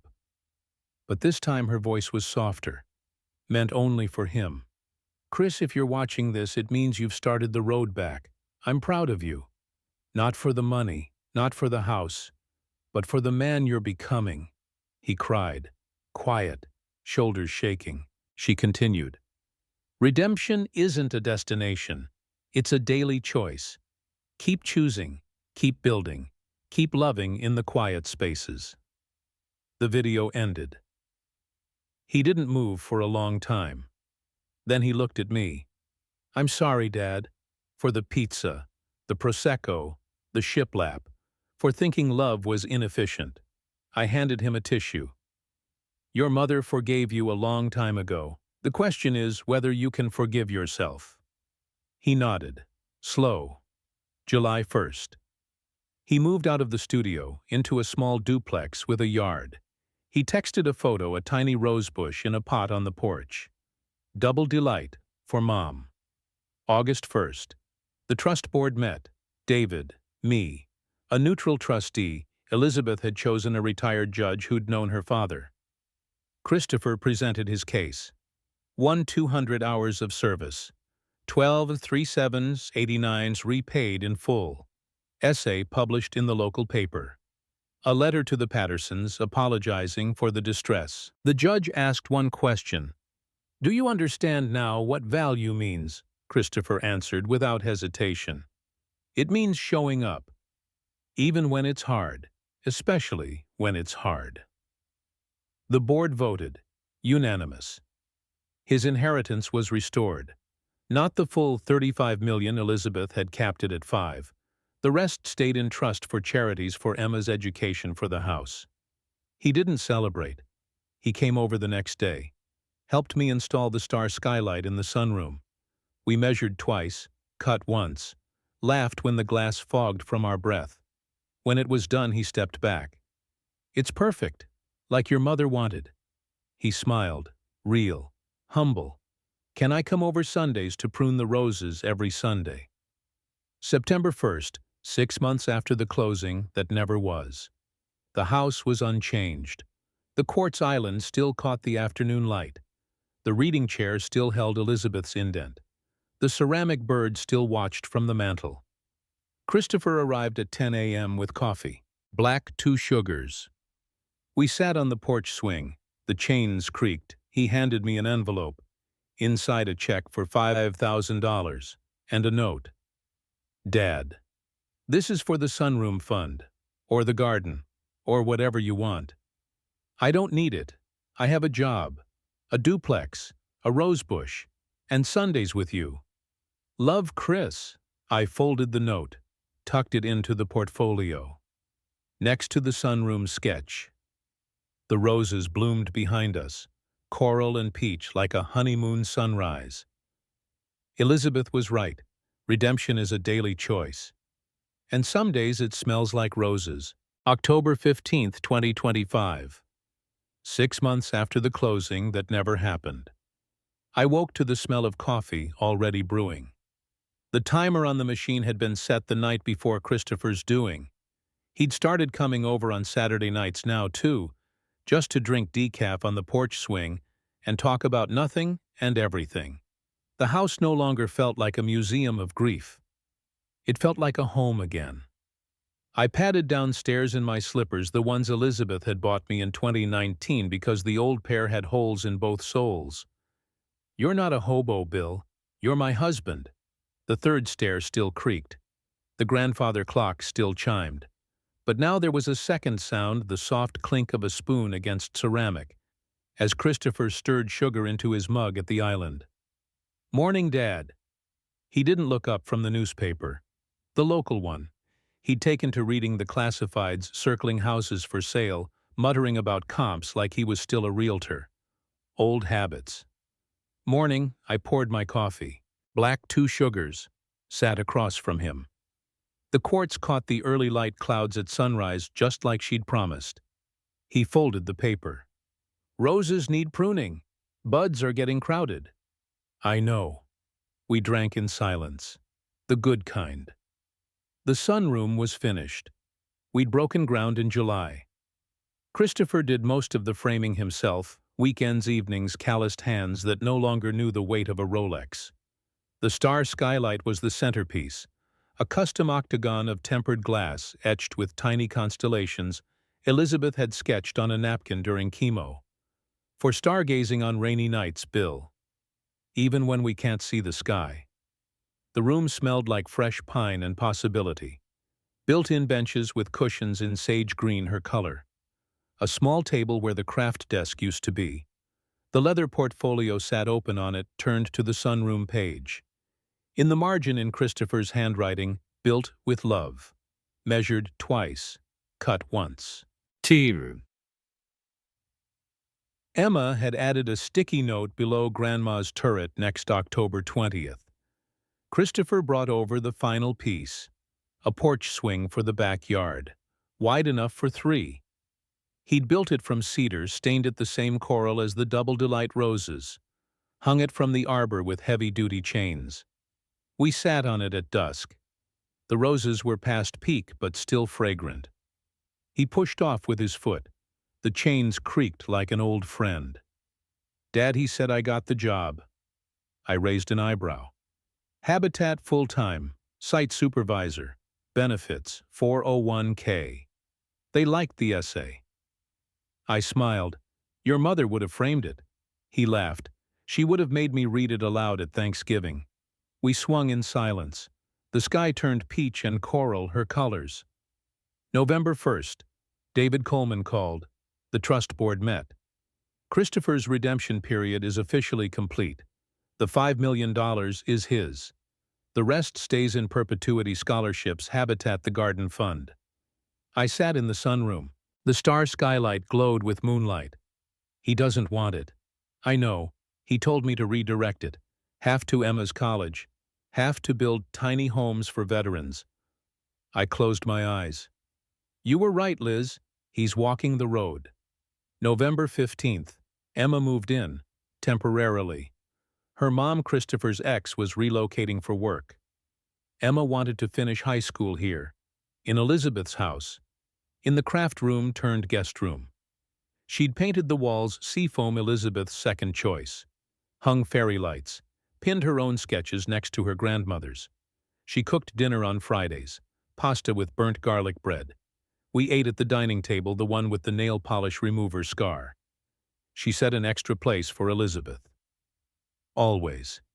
December 1st. The first snowfall. Christopher shoveled the driveway without asking. Emma salted the walk. I watched from the sunroom, coffee in hand, the star skylight framing the flakes like a snow globe. He came inside with snow in his hair. Driveway's clear. Roses are mulched. Gutters fixed. Emma handed him cocoa. Grandpa, tell him about the banisters. I did. How Elizabeth had driven to 4 stores. How she'd cried when they were perfect. How she'd slipped me $10 when I was 12 for mowing the lawn. Christopher listened. Really listened. When I finished, he said, I'm building Emma a desk. For Christmas. Like Grandma's. Emma's eyes lit up. With a corkboard and a sticky note about light fixtures being off-center by 3/8. We laughed. The sound filled the house like sunlight. December 24th, Christmas Eve. The tree was up, real, not fake. Elizabeth's rule. Ornaments from every year of our marriage. The handprint one from Christopher's kindergarten. The pipe cleaner angel. The star Emma had made from popsicle sticks in 3rd grade. Christopher arrived at 4 p.m. with a box. Inside the deck, smaller than Elizabeth's. Perfect for a teenager. Handmade. Oak. a single drawer with a brass pull he'd polished himself. Emma cried. He hugged her. Grandma taught me. I just followed the plans. We opened presents by the fire. I gave Christopher a new level. Professional grade. He gave me a framed photo, the three of us on the porch swing, roses blooming behind us. Emma gave me a mug, hand-painted. World's Best Grandpa and Trustee, December 25th, Christmas morning. I woke to the smell of cinnamon rolls. Emma's recipe, Elizabeth's handwriting on the index card smudged with vanilla. We ate at the island. Christopher burned the bacon.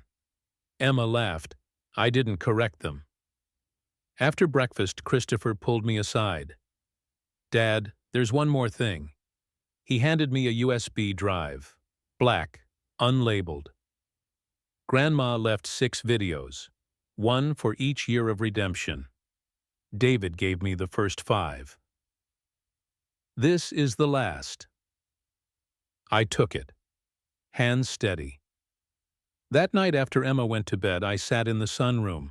The star skylight framed Orion. I plugged the drive into the laptop, clicked the file. For Bill final.mp4 Elizabeth appeared. Same hospital bed, same cap, but this time she was smiling. Really smiling, like she could see the future. Hi, sweetheart. If you're watching this, it means Christopher made it. And so did you. I stopped breathing. She leaned forward. I knew you'd let him dig. I knew you'd wait.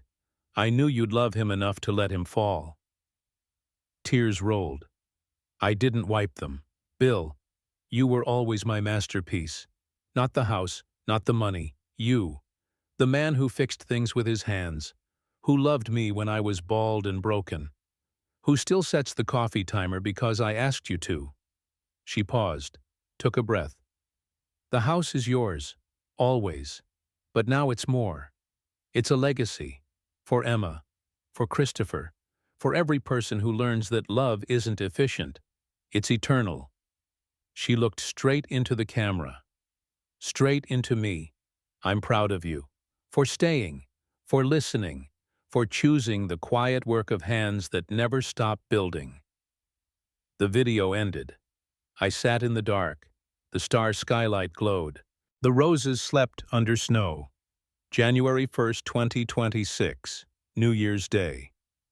Christopher and Emma arrived at 10 a.m. with champagne non-alcoholic. We toasted on the porch swing. To Grandma, Emma said. To second chances, Christopher added. To love that outlasts everything I finished. We drank. The bubbles tasted like hope. March 15th, 2026, 2 years exactly since Elizabeth died. We gathered at the cemetery.